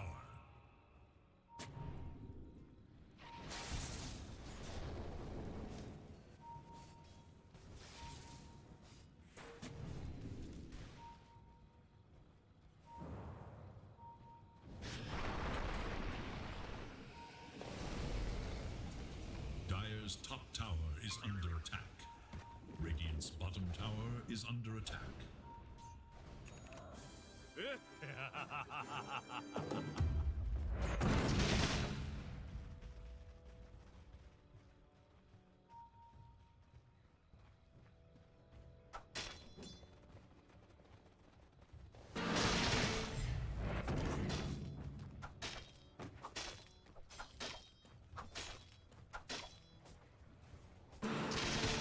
Are scanning for enemies.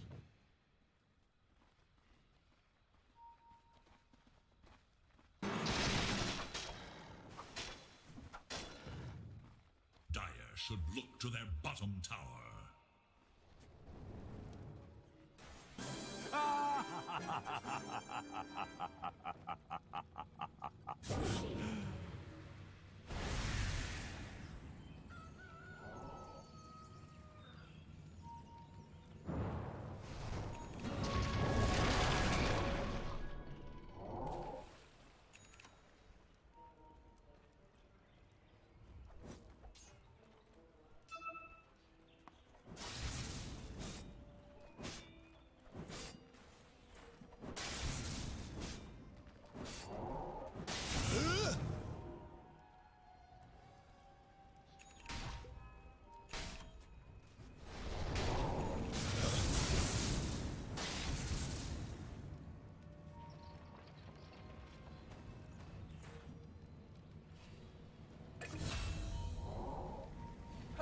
lunatic!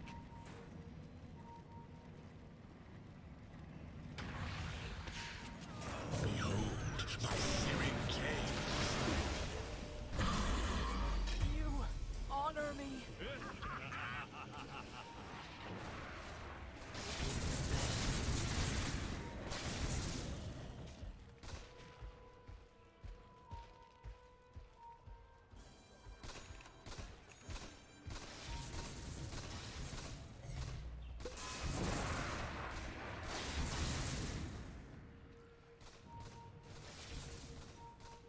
Precious bounty.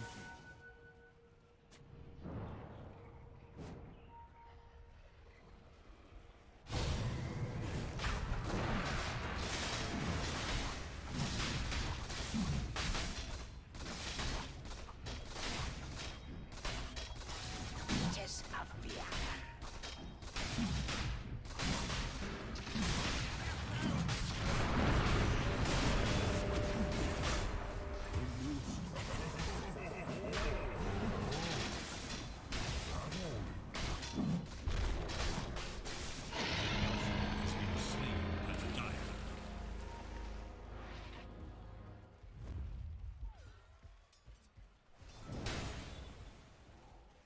Dire's bottom tower is under attack.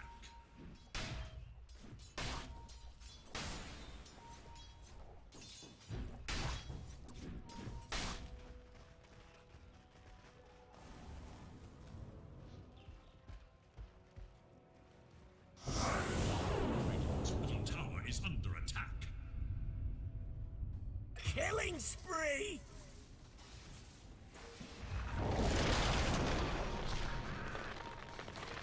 Killing spree!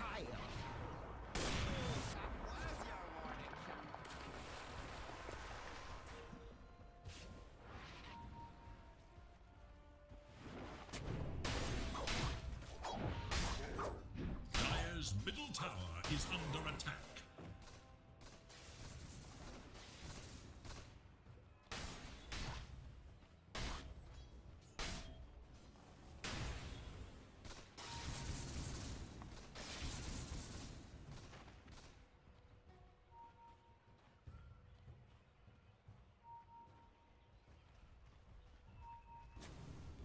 Radiant's bottom tower is under attack.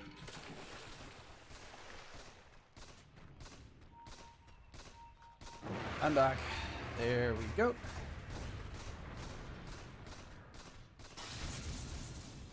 Dominating! On edge! Radiant's bottom tower is Green under script. attack. No silence ulti. He stays alive. Pipe and Guardian Greaves, and here's Gucci. Dire's bottom tower has fallen. Dire's top tower is under attack. They buffed it, right?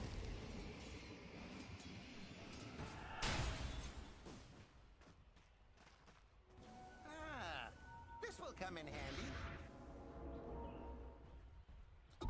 Well, they are severely lacking in damage there.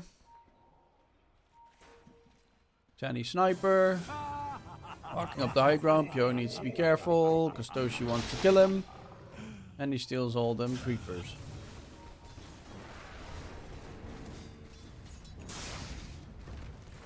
Holy Locket, Pipe, Guardian Greaves. Oh my god, that's disgusting. Everything to keep the sniper alive. Nice two-man bushwhack. Yuppie, will he take down? It seems possible. Oh, that healing self save. Great job keeping Yuppie alive. Bushwhack of a demon as well. In comes the Ravage. Perfect Ravage. Pyo is just going to get bursted completely. And the Ember has that Fire Remnant. Can he get himself out of there? He's trying to at least deal as much damage as possible. Still gets the root. Is going to continue the jump for more blood on the water. Kupe Avatar's coming in. Kill secured. They find kill on Texani. And Toshi was on the side. We'll find Jim Vincento. See what you are up against. At least find themselves a couple of kills.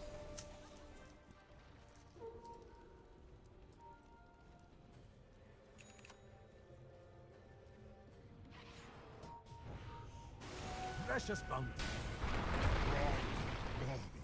None as quiet as the dead. Really? Aetherland?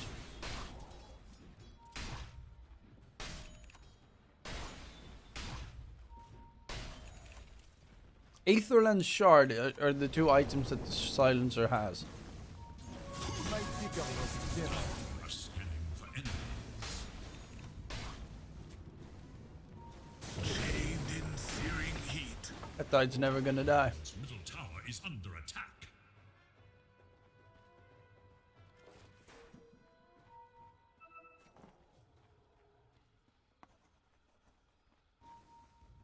Its middle tower is under attack. A duel for the ages.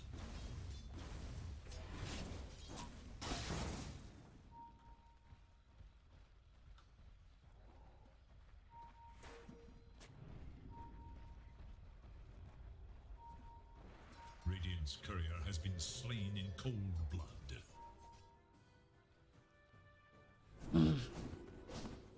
Now they have a gem. Bane's only item this game is a gem.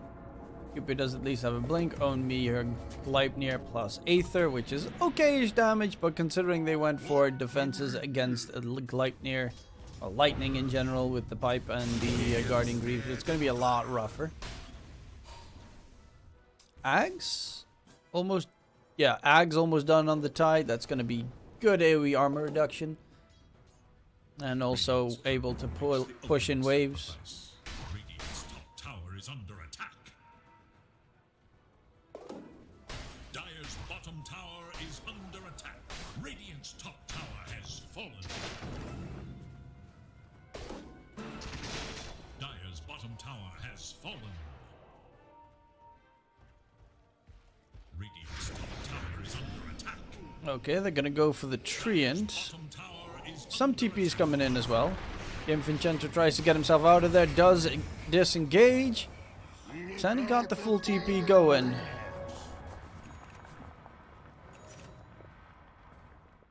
Let's see, Proletary has his Ags finished.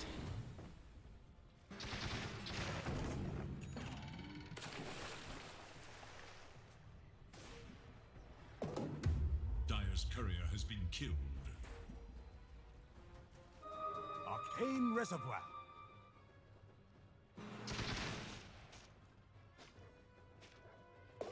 Only is going Shadow Blade. Huh. I would have expected a shard. Because the boomerang is pretty fucking amazing.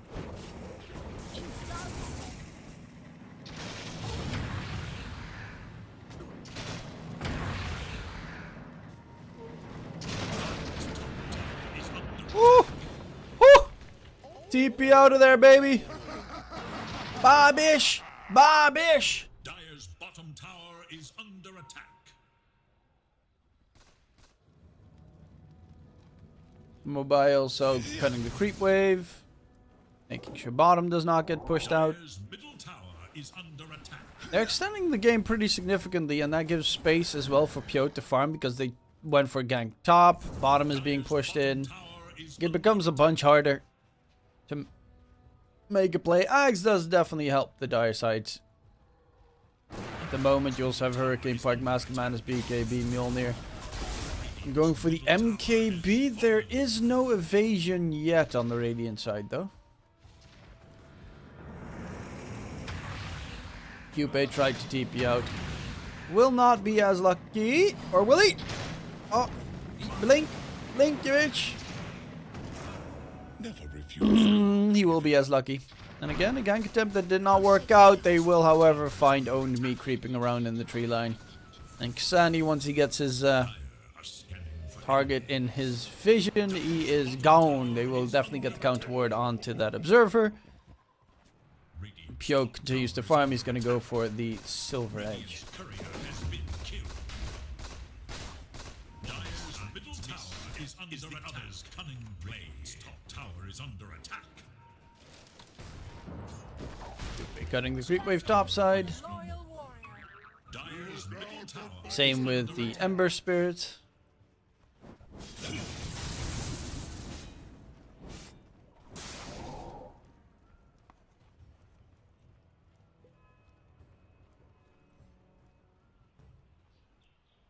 And into the pit they go. Aegis plus shard. Free shard, not bad. Sniper gets a free shard. Concussive grenade is nuts.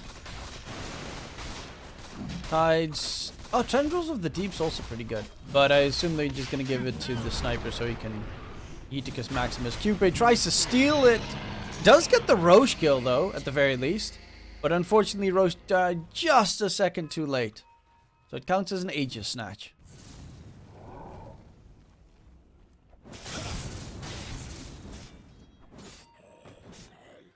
And Mobai now has his Aghanim Scepter, I think, being delivered. Yes, indeed. So he's going to be a bunch more elusive. Of course, Silencer Ulti still fucks him over.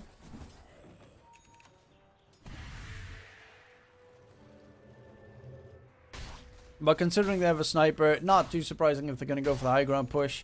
Cupid is going to be the crucial factor here, though. He needs to get the tossback play. He's building up a Lotus against the Silencer Ulti. Overgrowth, Root. Assassinate, I guess. Dire's bottom tower is under attack. 26 perma int stolen. And finally going for a support item. Actually, he also has Enchanted Quiver. Dire's bottom tower is under attack. Oh, they're gonna TP. So she has a basher.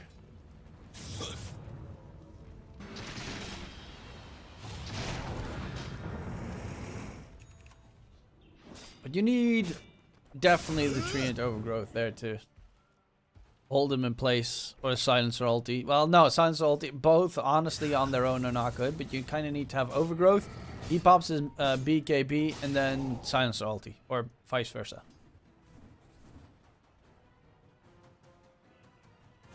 Radiant's top tower is under attack. Oh, Weebian does get taken down. Is under attack. Ember out of mana. So yeah, Toshi would be Dancing with the Devil, has bots. And he's going for the Octarine. I mean, cooldown's not that long, 70 seconds, and it's... I would assume he's going to go for the level 20 talent cooldown, Rolling Thunder cooldown reduction. Dire's bottom tower is under attack.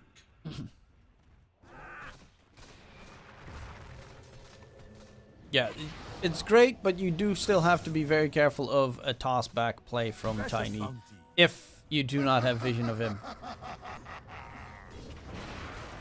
And Xani actually TP'd bottom. However, you cannot interrupt Silencer's ulti. Unless you kill Silencer, then even then, he could respawn. Kinda need to Nightmare Silencer and then Fiend Script someone else that's next to him and then kill that person.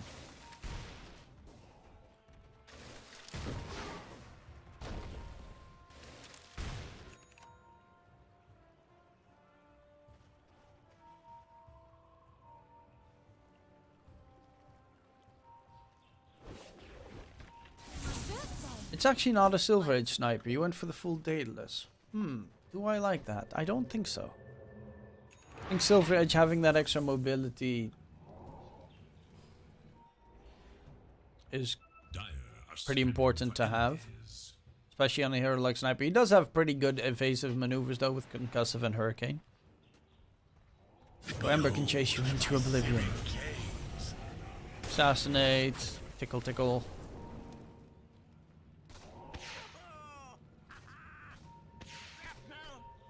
Cupid is just dead.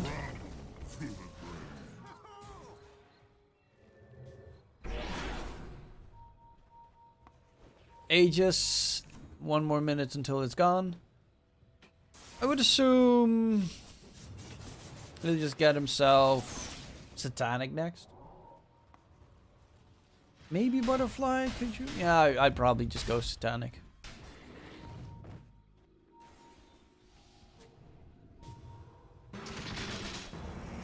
Rolling Thunder. Scouting Rolling Thunder. He's got a full refresher orb on the Ember.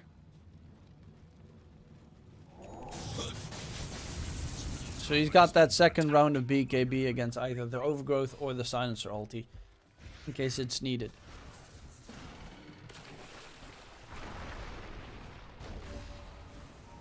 It feels like he's way more farmed than he actually is, because he's right below Tushy at a proletary. What does Hoodwink actually have? He's going dataless. At one point in the game, once you get level 25 with the double bushwhack shots, and you also have the double sleight of fist, that is like a really dangerous point for the enemies. Oh, double damage for Xani picked up. Look at the damage coming out. Xani right click against Pyo, and the Ember is not rejoining the fight. Nice bushwhack coming in, but they need to just disengage. TP attempt, but a Basher comes into play. Look at that damage. That DD that he picks up literally last freaking millisecond is enough to secure the team fight win by a lot. Look at that damage.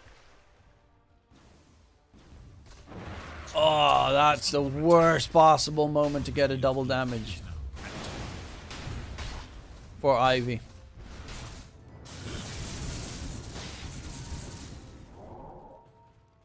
And Mobai was, he saw that for half a second and was like, nah, bitch, I'm out.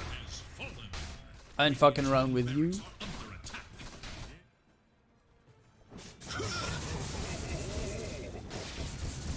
middle barracks are under attack.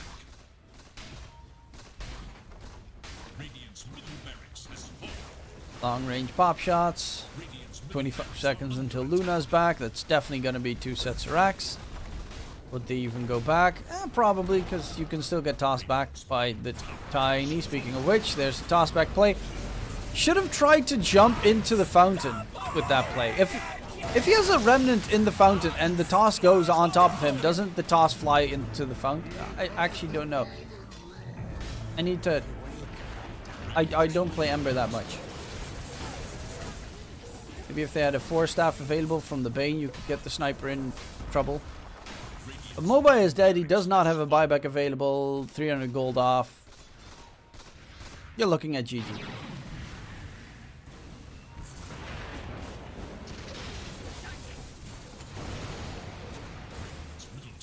Yeah, offlane bushwhack doesn't do much. His Night Stalker was superb, but it just doesn't do much. Oh, that long range bash as well. Not enough to get the kill, but jeez.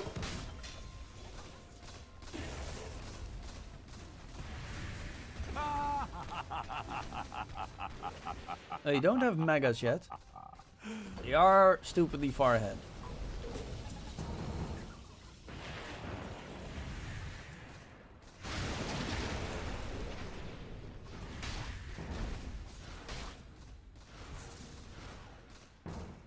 Radiant's top tower is under attack.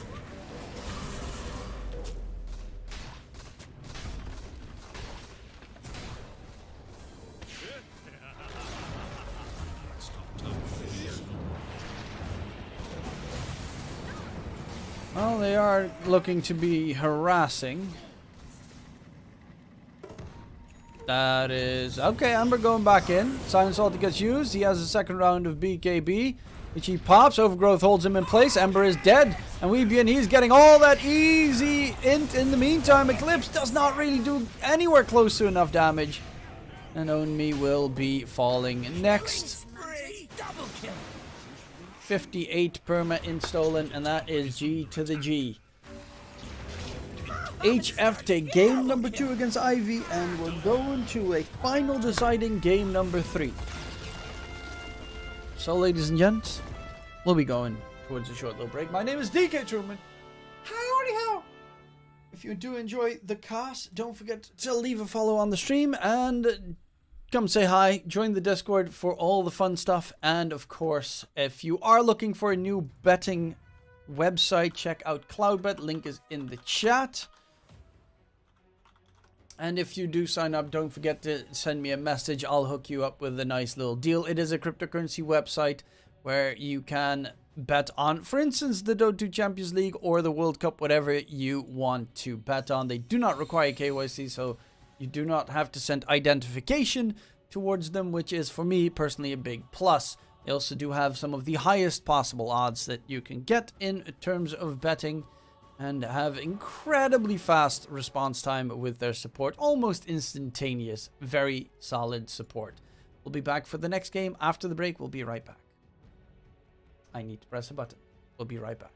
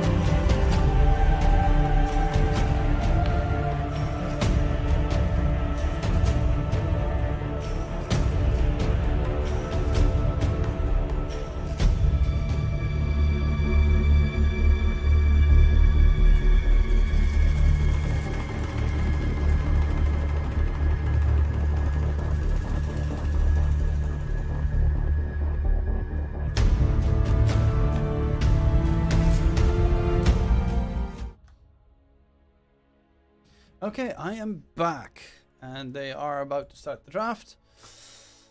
10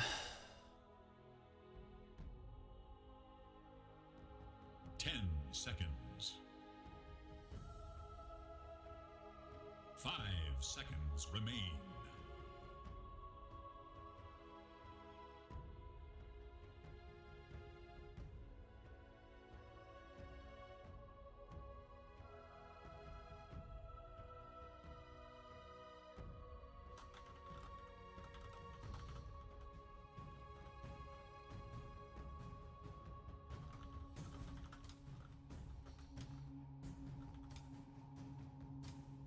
Radiant must choose.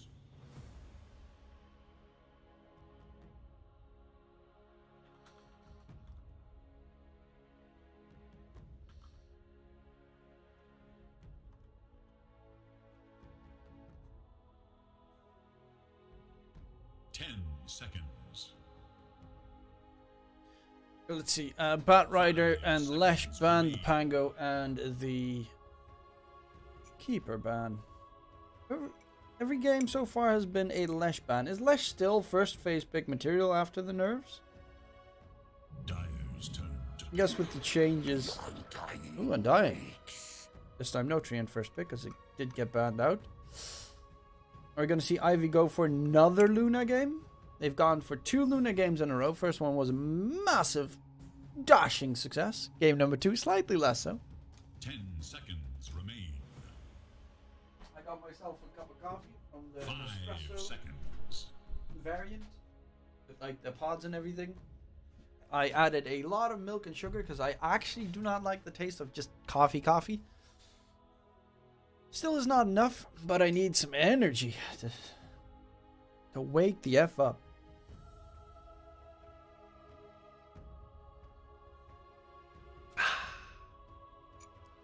That's a good cup of coffee. Dusk. Okay, Tusk for Ivy. HF played Tusk game number 1 as their mid. Tusk goes well with ranged heroes if it's a support 5 Tusk. Turn to pick. Death Prophet. Okay.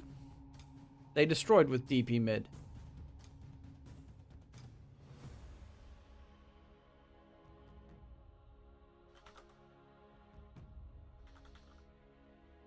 Seconds remain. 5 seconds.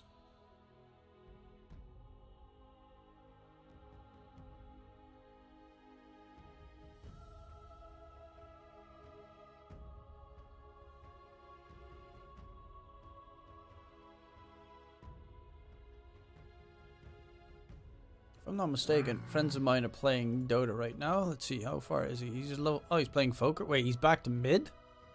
Nani? Shad, he's rank 12. Noob. Why is he playing Gyro? It is Radiant's ban.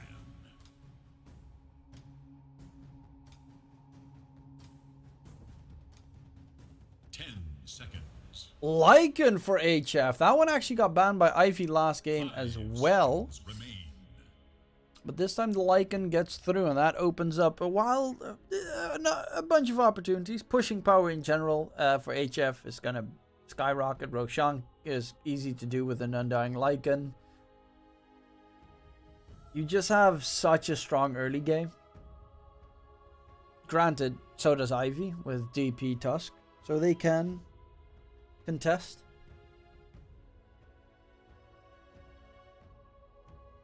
Dyer's turn to ban.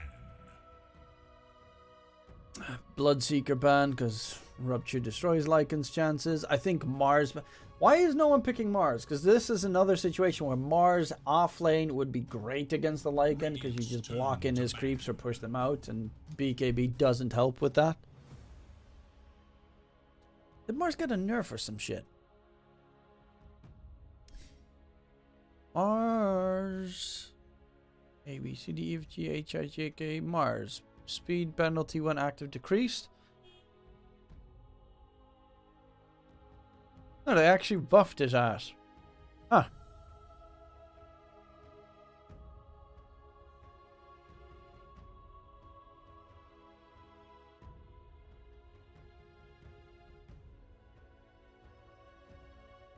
Actually checking what heroes they buffed and nerfed. That's actually a pretty big buff. Now the blast cast range. By 100.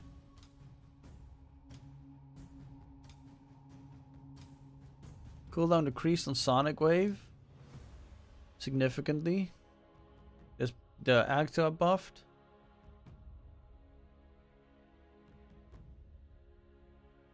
And you just get the other level 20 talents, which is 120. Oh, that's not bad. It's not bad.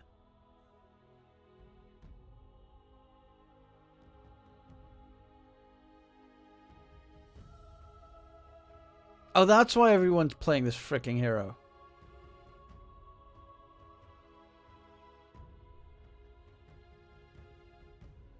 Oh, they actually pretty significantly buffed his ass.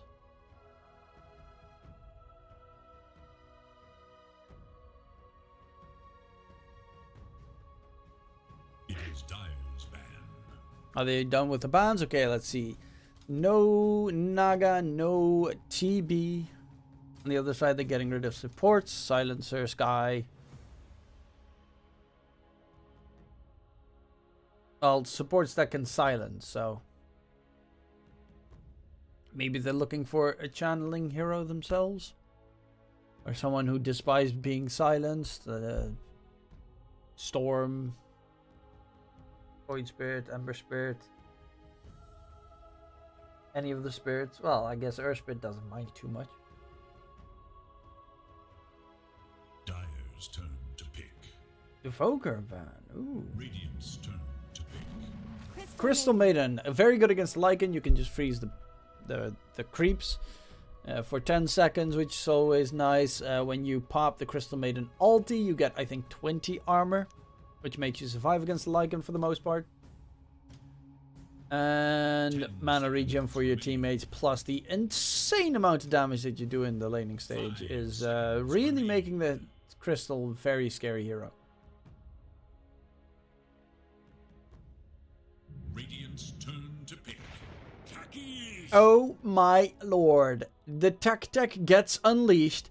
Techies! Oh, okay, that does bode for a fun game. That is fun stuff. That is something that I'm looking forward to watching. Techies! 5 seconds.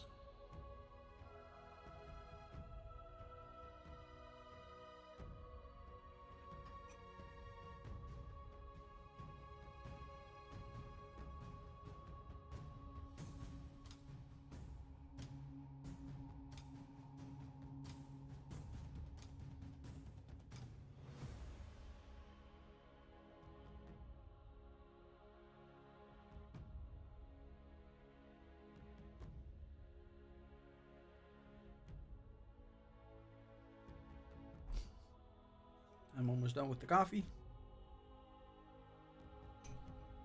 Ah, good old caffeine. Ah.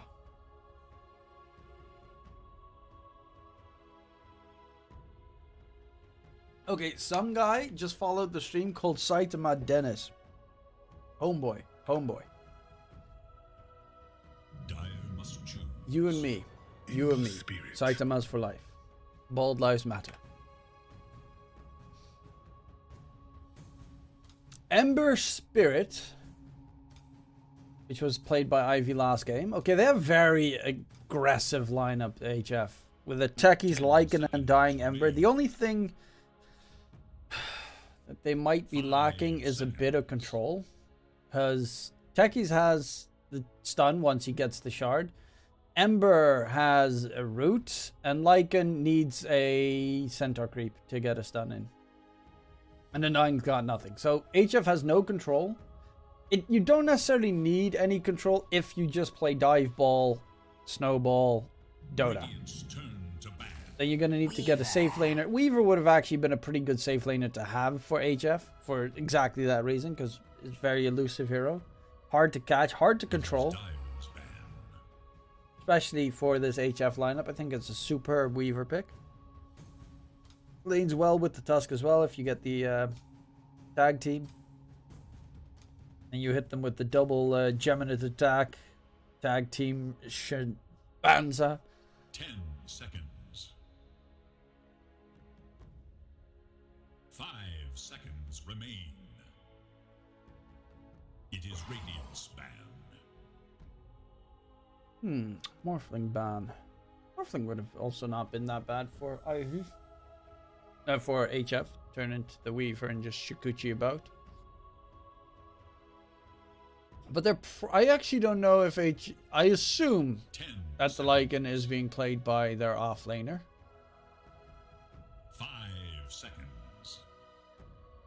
Considering it would be weird if you ban Morphling if their safe laner has been chosen. So that means safe lane is last to be played, last to be picked. You need something that can deal with a Weaver in case it's necessary. Sniper was not the hero that came to mind. Bloodseek would have been superb for them as well, but of course that one is banned. Let's get tiny and go for the old classic tree grab. Boom shakalaka move. 10 seconds remain. Wait, World Cup match. Which World Cup matches are today? Remain. Rip Japan, Rip Korea. South Korea. All north as well while we're at it.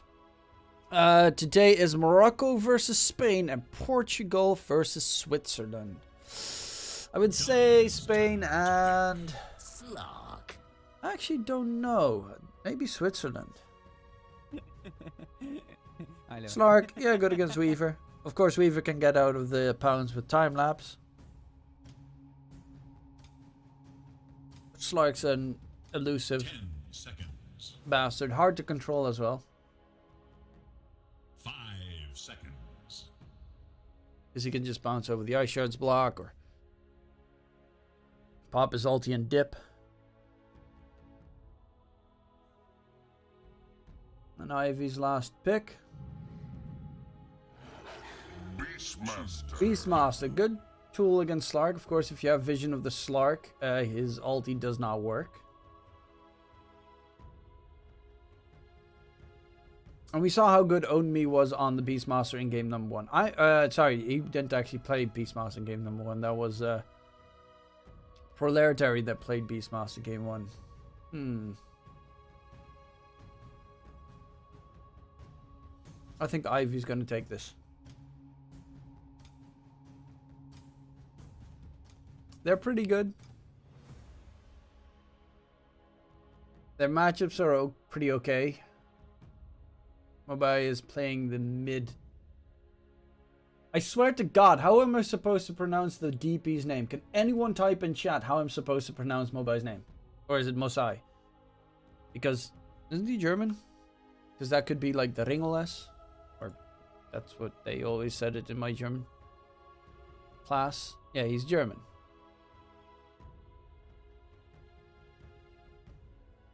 So they have that weird looking B that sounds like an S. In German, class is ass.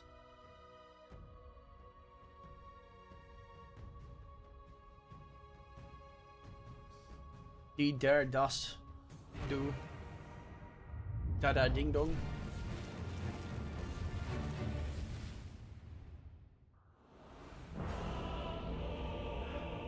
Oh, look at them claws, baby. Look at that. The golden claws of doom. 3, 2, 1. Adios. And we're paused.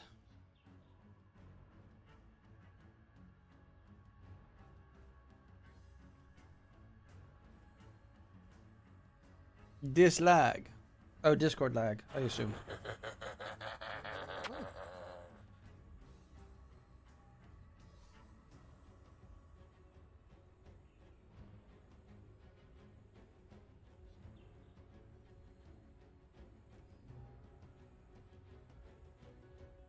Tres, dos, uno. Adiós.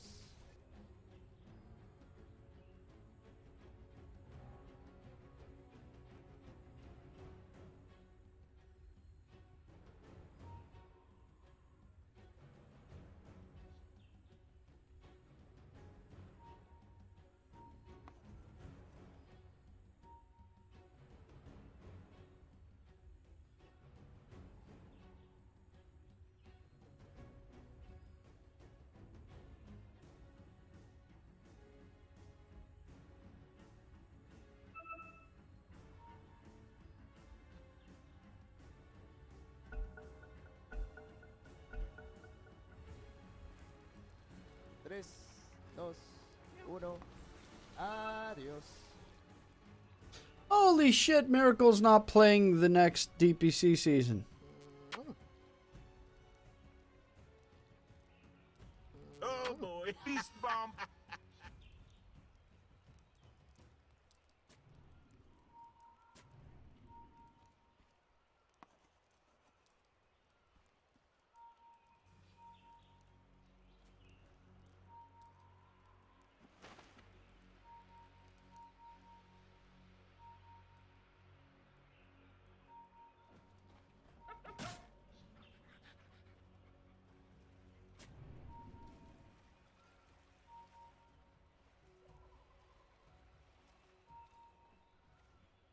"30 seconds to battle.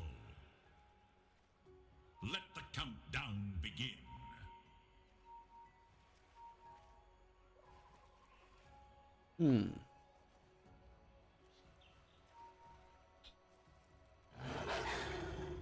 So yeah, that's kind of sad. No Miracle in the first round of the Western EU DPC.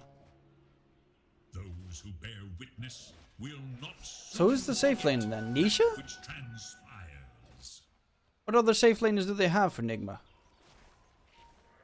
If it's gonna be Shad and he didn't tell me, I'm gonna get pissed. That's not gonna be Shad. He'll never make me love the game. What are the other safe laners that are still available? They dare get ILTW. Come and fight me.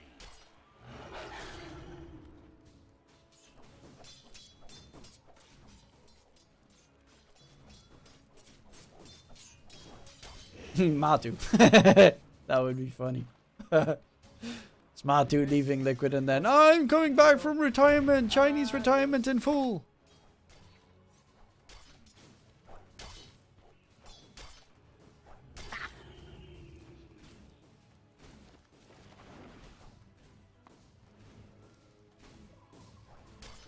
Oksani's got a full free lane so far, so hi. Nice Aisha's block from Cupe. Is he going to be able to get there in time? No. Cupe runs it all the way around. Or does he? No! The pain, the humiliation, the lane that is not in the lane but is in the lane.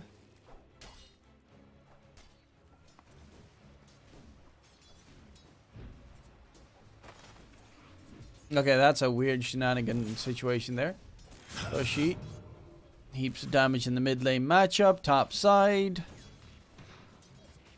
What can techies bring?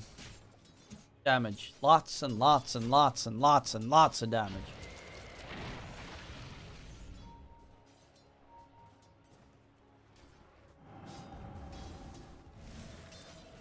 Planetary does get himself back just in the nick of time.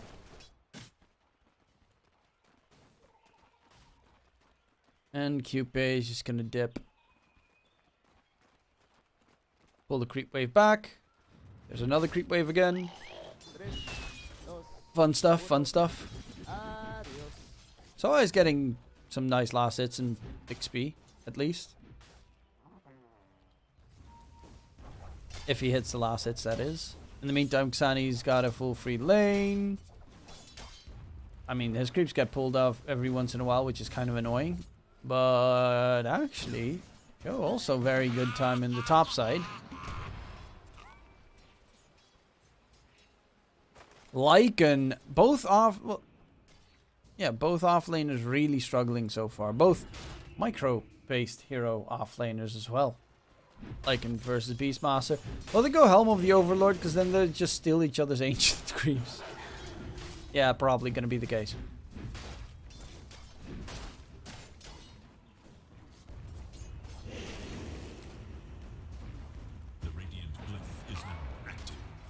Diving beneath the tower, drop the tombstone. Lots of freaking damage, holy potato. That's also doing so much. Look at the triple range creep wave as well. So much damage to the tier 1 tower. They will lose the range creeps. Well, at least 2. Cupid is trying to pull the creep wave back, and that will be successful. But yeah, own me level 2.5. I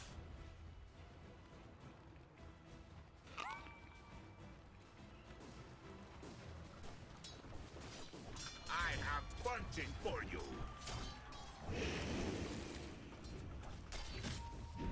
Nice try. Glyph is now active. Takes. Radiant should look to their middle tower.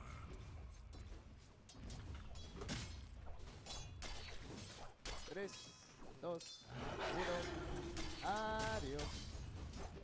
There is little hope for Radiant's middle tower. Hey, what's up, Rui? Yeah, for the people that are watching this 5-minute delay, so... Under attack.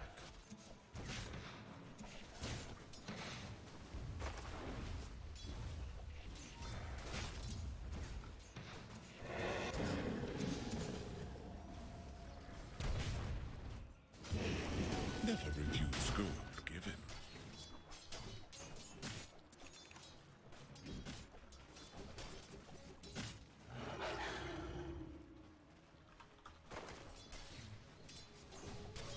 The dusk is always ready for a fight. Dire should look to their top tower. This is the very definition of first blood. Okay, first blood secured onto the crystal. They find a kill and return immediately. There was not much happening this game.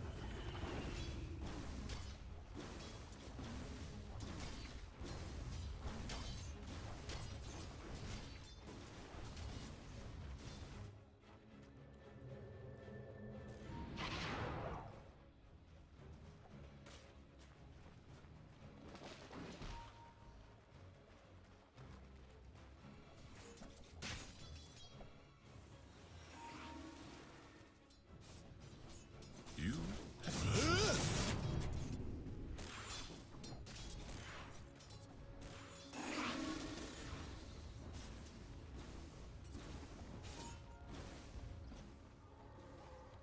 Radiant should look to their middle tower.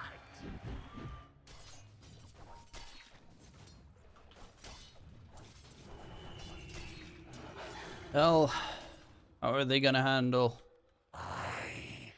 regaining the net worth on the offlaners? Actually not even that bad. Toshi, though, underneath the tower, needs to be a little bit careful. Cupid does not have vision of him, so can't get the snowball. Actually is gonna get the snowball, which gives away that there was a ward placement, but Cupid didn't have the DP with him. Speaking of which, regen rune pops. Like the Fist will be able to get rid of the regen at the very least, but he still has a bottle. Pyo dies in the meantime in the top lane. Toshi still not level 6. Getting spotted out by Cupid. They're going to go back in onto the DP. DP Spirit Siphon does keep him alive. The tier 1 tower drops. And they should be able to get away. Yeah, no Sleight of Fist, Searing Chains available, so they will lose the tier 1 tower in mid, and in return, there will be a kill topside, looking for another one. Look at that damage coming up from Weebian. Penny denied is a penny earned. James Vincento will die. Laretary gets that kill. But Pyo did manage to get Weebian and the courier snipe. So even though he did die, the Weaver is still 3rd in net worth and still loving life.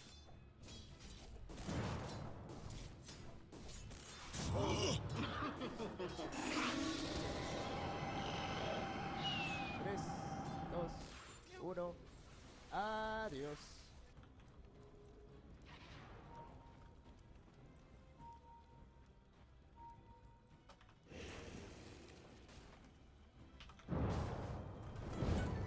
captured in the flame.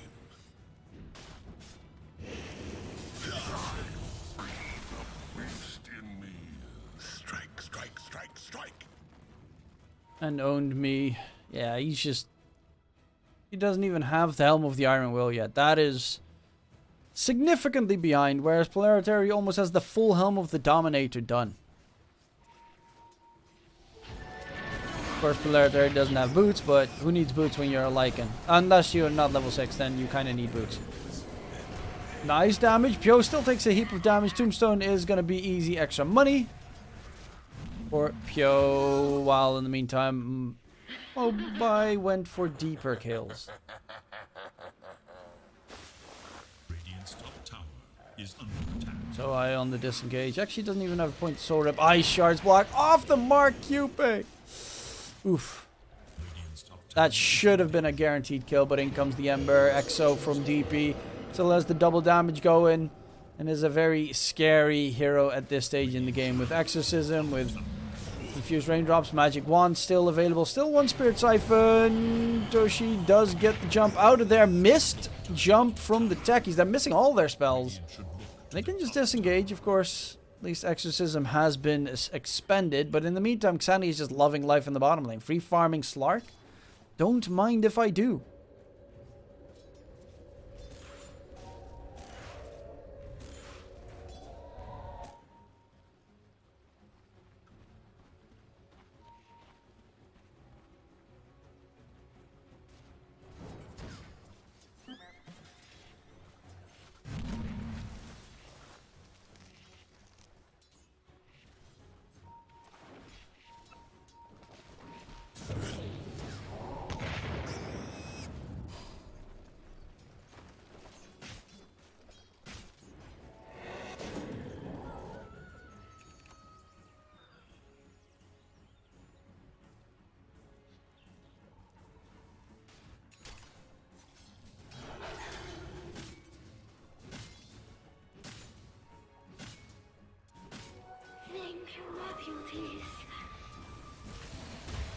Weebian. Very quickly taken down. Pyo does have a time lapse. Cupe not gonna be so lucky. One smack. Oh, smack is in a couple of seconds. Cupe's trying to get the kill onto smack, but won't be able to get the smack kill. But that is easy money for Jim Vincento. Dire's middle tower is under attack. Radiant's bottom tower is in danger. There is little hope for Dire's middle tower.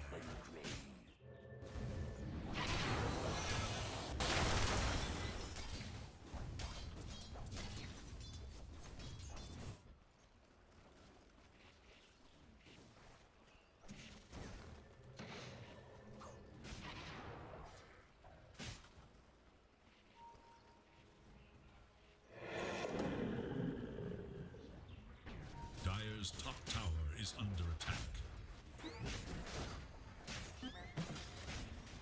Well, spotting it out, giving away the fact that you have seen them. Polarity has Shapeshift available. What creep does he have? He went for the Satar Banisher, so he's got the Purge.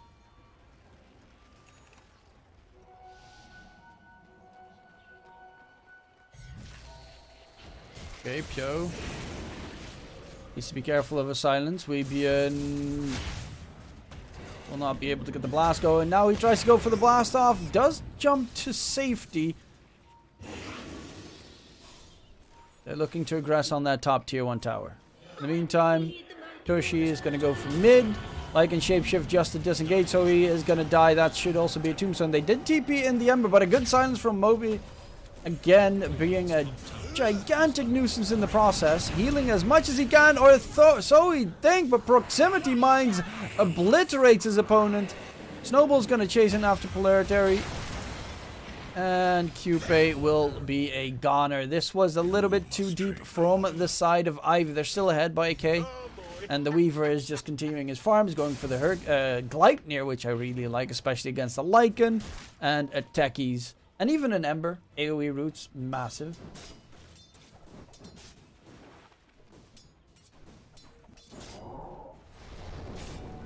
Radiant's bottom tower is under attack. Is no more.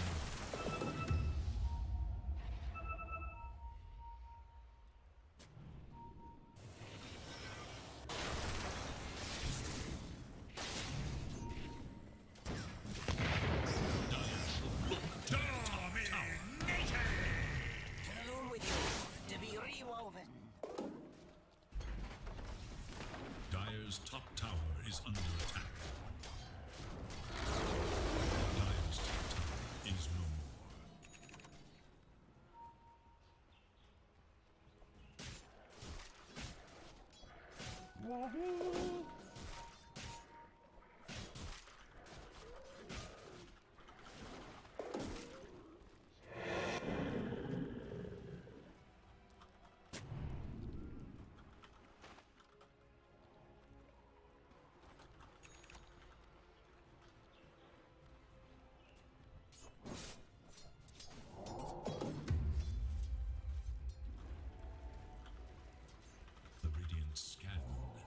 to know Dire's whereabouts.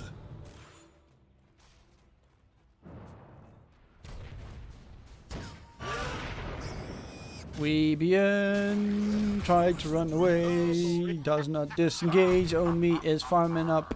Tier 1 tower bottom lane was secured. It's actually pretty decently farmed now on Own Me. Toshi is... yeah, not greatly farmed. Actually, I'm surprised Xani is this not necessarily underfarmed, but not as farmed as I would have expected him to be. Mobai is going for another run of the Octarine core as he went in the previous game.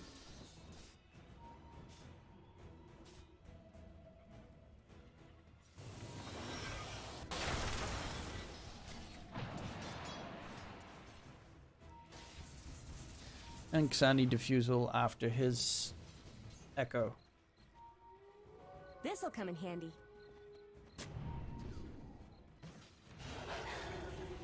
Got it.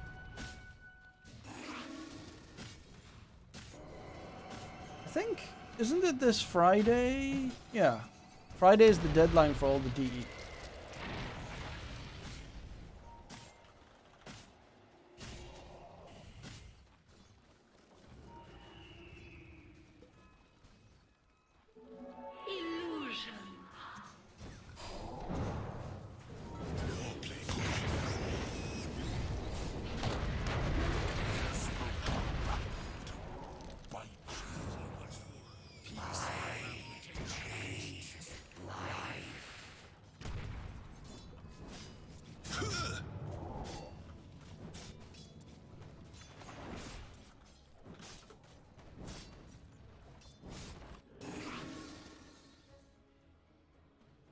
Also, I hope EG takes Ice Ice Ice. I would assume Ice Ice Ice... Actually, I don't know if Ice Ice Ice is just doing...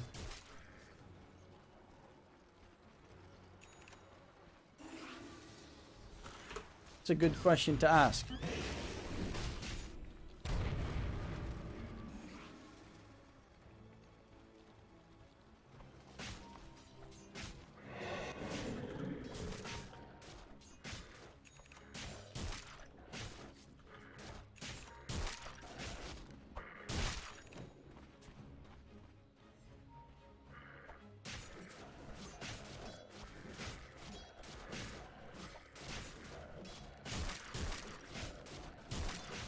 Tres, dos, uno. Adios. Dire should look to their Because, like, I think Ice Ice helped Abed come out of his shell a bit more. Also, does Weaver still have the vision bug as his shard, or does that let him track Sark? No.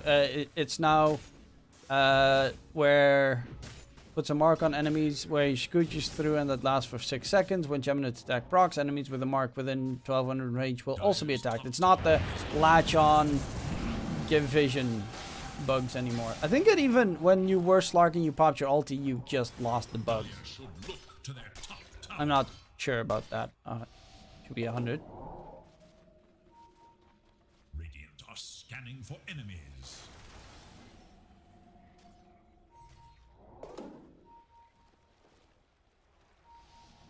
Fight!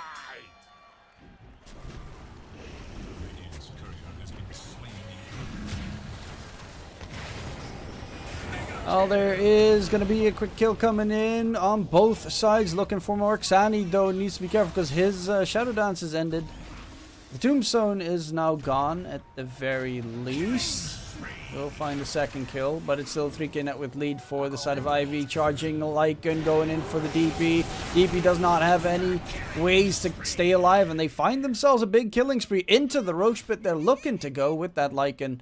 Of course, already using his shapeshift. Double damage picked up by Xani, and yeah, they are heading into the pit.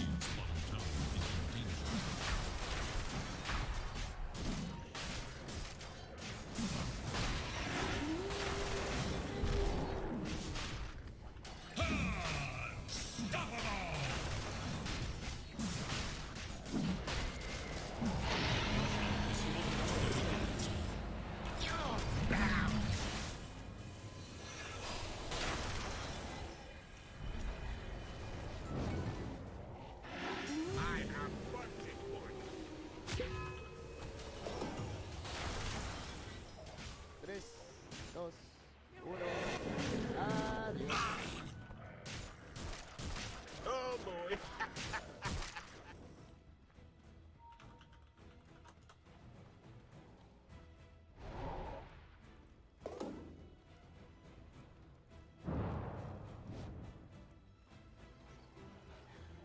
Well, it is currently the Aegis on the Slark. That's something that he enjoys. Going for the Agnum Scepter next. Still 2 Spirit Siphons. But Slark does not mind the good old suck. I'm saying that, but he lost so much HP from just Spirit Siphon.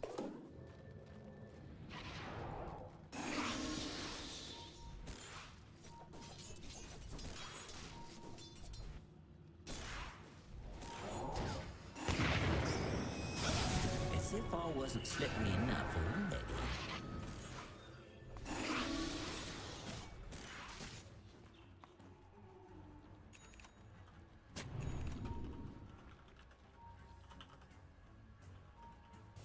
Tres, dos, uno. Adios.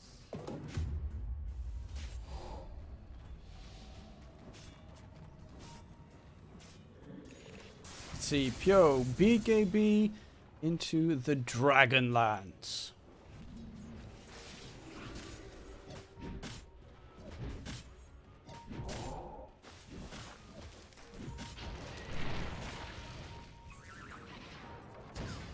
Jump in, nice stun as well. There's going to be the Bombs of Doom. Does he get away? No, he does not. Yep, you got to be careful. Techies is the good old Tech. He's got the shard, he's got the Aether Lens, he has got the damage. Without a BKB, you are a sitting duck. Xani, in the meantime, chasing for blood. Does not have Ags just yet, but has another pounce in a second. Does get silence up. Aisha's block comes in. Cupid tries to get the control, but does not have it. Stun onto the DP. Weebian's looking for more danger coming in. Does not get the slow connection, but the roar gets thrown out onto the Techies. Techies, speaking of which, he is looking to drop to the tower. Does get out of dodge just in the nick of time. They're going to go for more. Tombstone gets dropped as well. Crystal Maiden ulti gets used on the side of Ivy. They're getting crushed in this team fight. Dominating streak by Weebian. Techies going nuts. Dire's bottom tower is no more. And just like that, HF turns this chance around.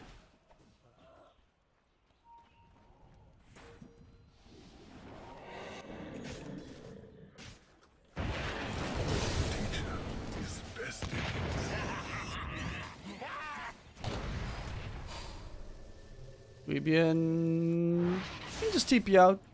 AoE silence. Disarm, not bad.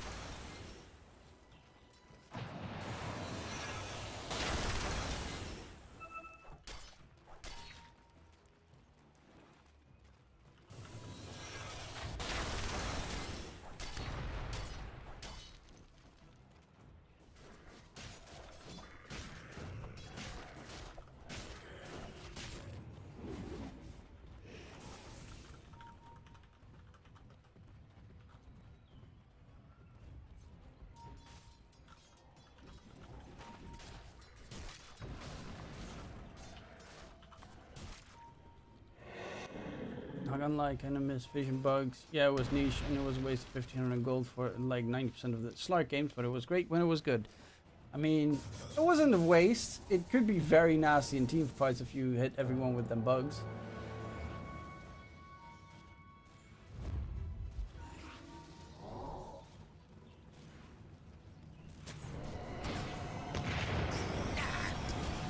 Okay, jump in. Mobai gets blown smithereens. There's going to be Pyo charging in for more as well. Dire's top tower is under attack. Dire's bottom tower is under attack. But Ivy's gonna get forced back. And yeah, the burst damage coming out from HF has been just nutty. Dire's middle tower is no more. DP is a great hero, but needs to be able to stay alive long enough to get the Spirit Siphons, you know, flowing, get that HP regen. However, they just absolutely blow her up. Tenny's got double damage bottled. Going for the Scotty next. Oh. Did he build? Oh, he broke open the Echo to get the Ags. Okay, that explains. Also has a shard now. And a gem. From So High, which is his or enemies. Okay, it's his Undying. Good lad, So High.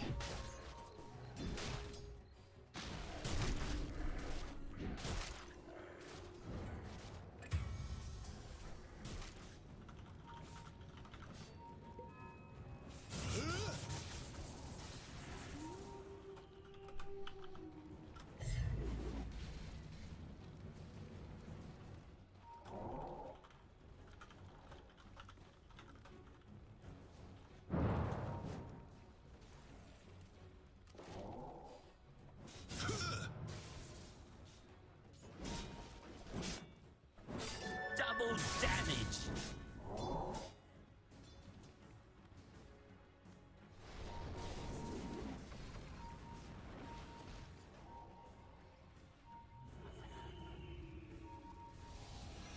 Radiant's middle tower is under attack.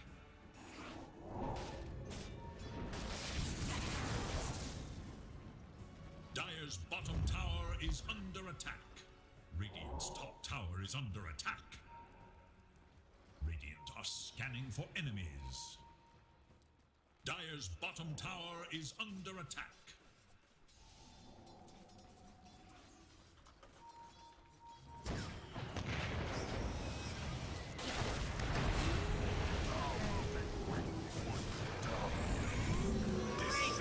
Oh, they are. Yeah, I think Ivy's lost full control over this game. They need to be KB on DP. He's even going for the Yules just to be able to stay alive. Actually, Xani Slark's taking some heavy damage. Does have Depth Shroud, of course, so we'll be able to disengage. Crystal Maiden buyback. And they're on the run. Roshan's up in a minute 30. Exorcism was expended, so that's going to be on cooldown for quite some time. Whereas the Radiant, okay, Shapeshift on the other side. And I think Tombstone as well, yeah, with the Flash Golem. So both sides lost a lot of cooldowns. This'll come in handy. Cupid rooted up. Suicide dive in. Because Weebian's greedy for gold. What does he actually have? 4 staff? Ah, I was so hoping that he'd go for the E-Blade build. A golden thread.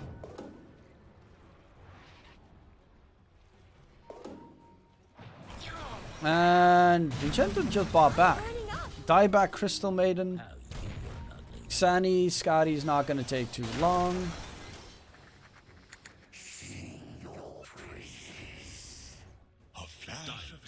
And if this is the... Wait, I'm going to quickly have to check the D2 Champions League Liquipedia page.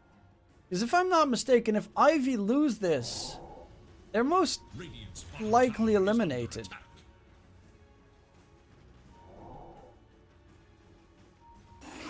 Right? Ivy lose this, then yes. If Ivy lose this match, they are eliminated from D2 Champions League. And HF is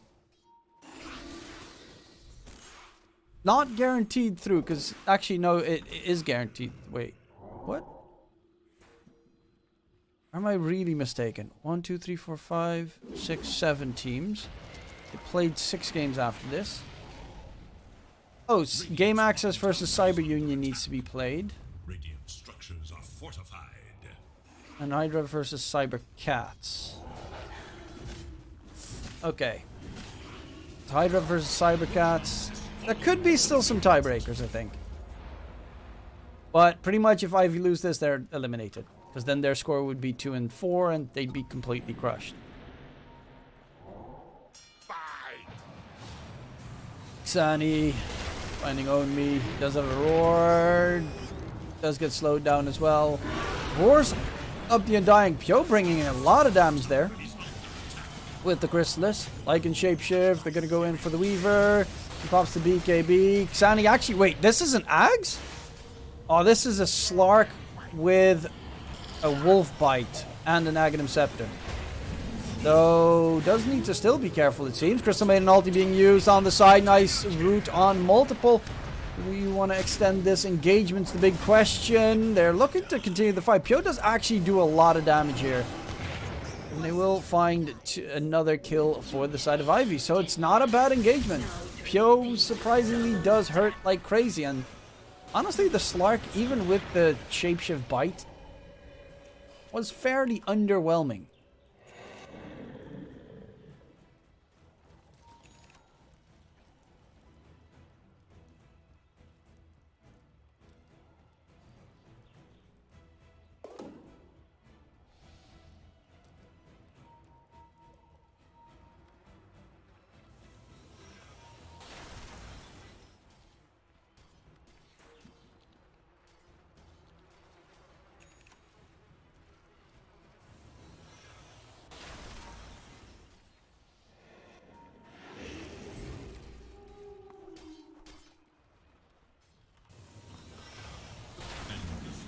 Masterpiece. Mine!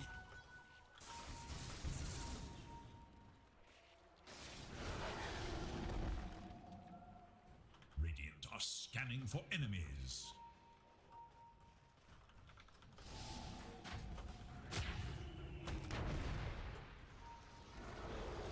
Dire's top tower is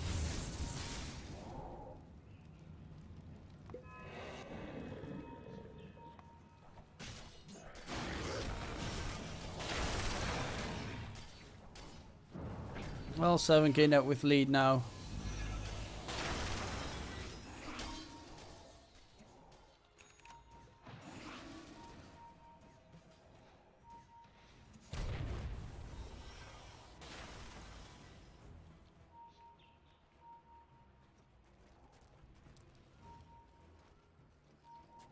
Dire's bottom tower is under attack.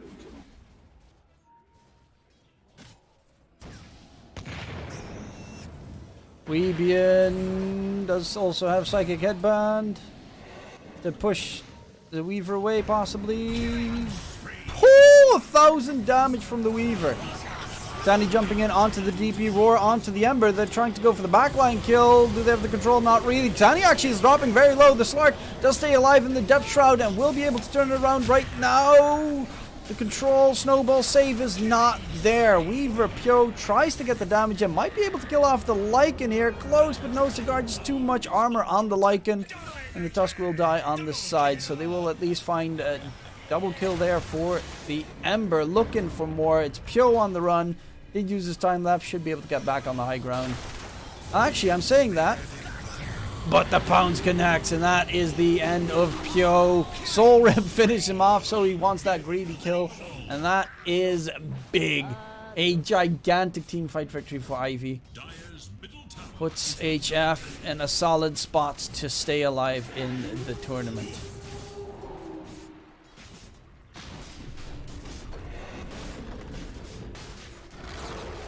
Dire's middle tower has fallen.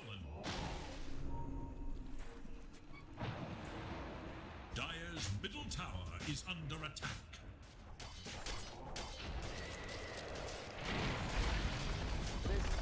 Dire's structures are fortified. Dire's top barracks are under Adios. Top set of racks. Secured. Going over towards mid. They're still tier 2 tower bottom lane. They need the Weaver if they want to take a fight.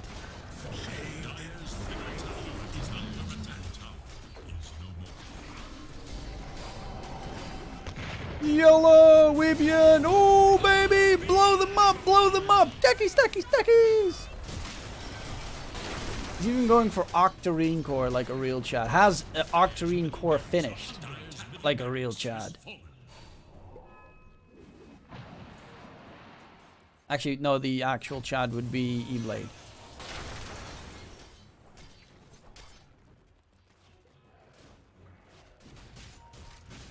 Dire's bottom tower is under attack.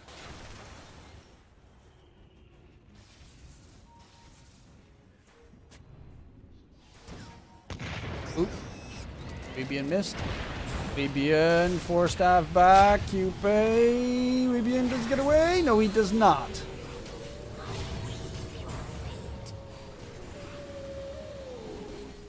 Come and fight me.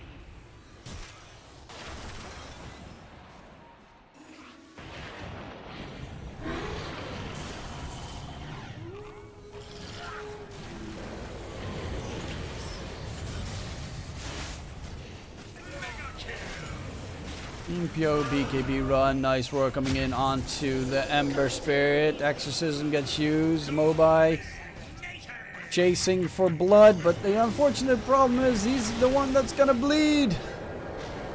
Even has a Ghost Scepter, Yule Scepter to stay alive for as long as possible. Still has one Spirit Siphon. Is very fast, but not fast enough it seems. Unstoppable and Kim possible.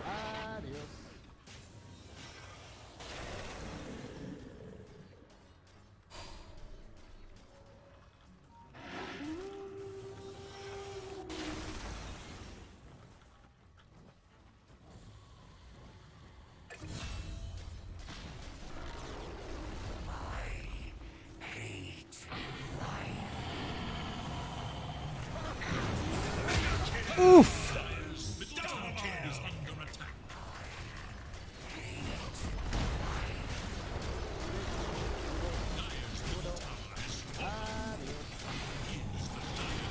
And that is Ivy eliminated.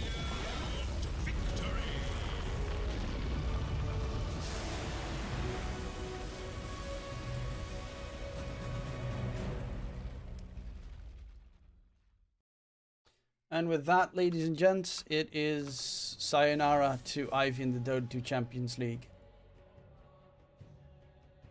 I'm quickly checking, is that fucker online?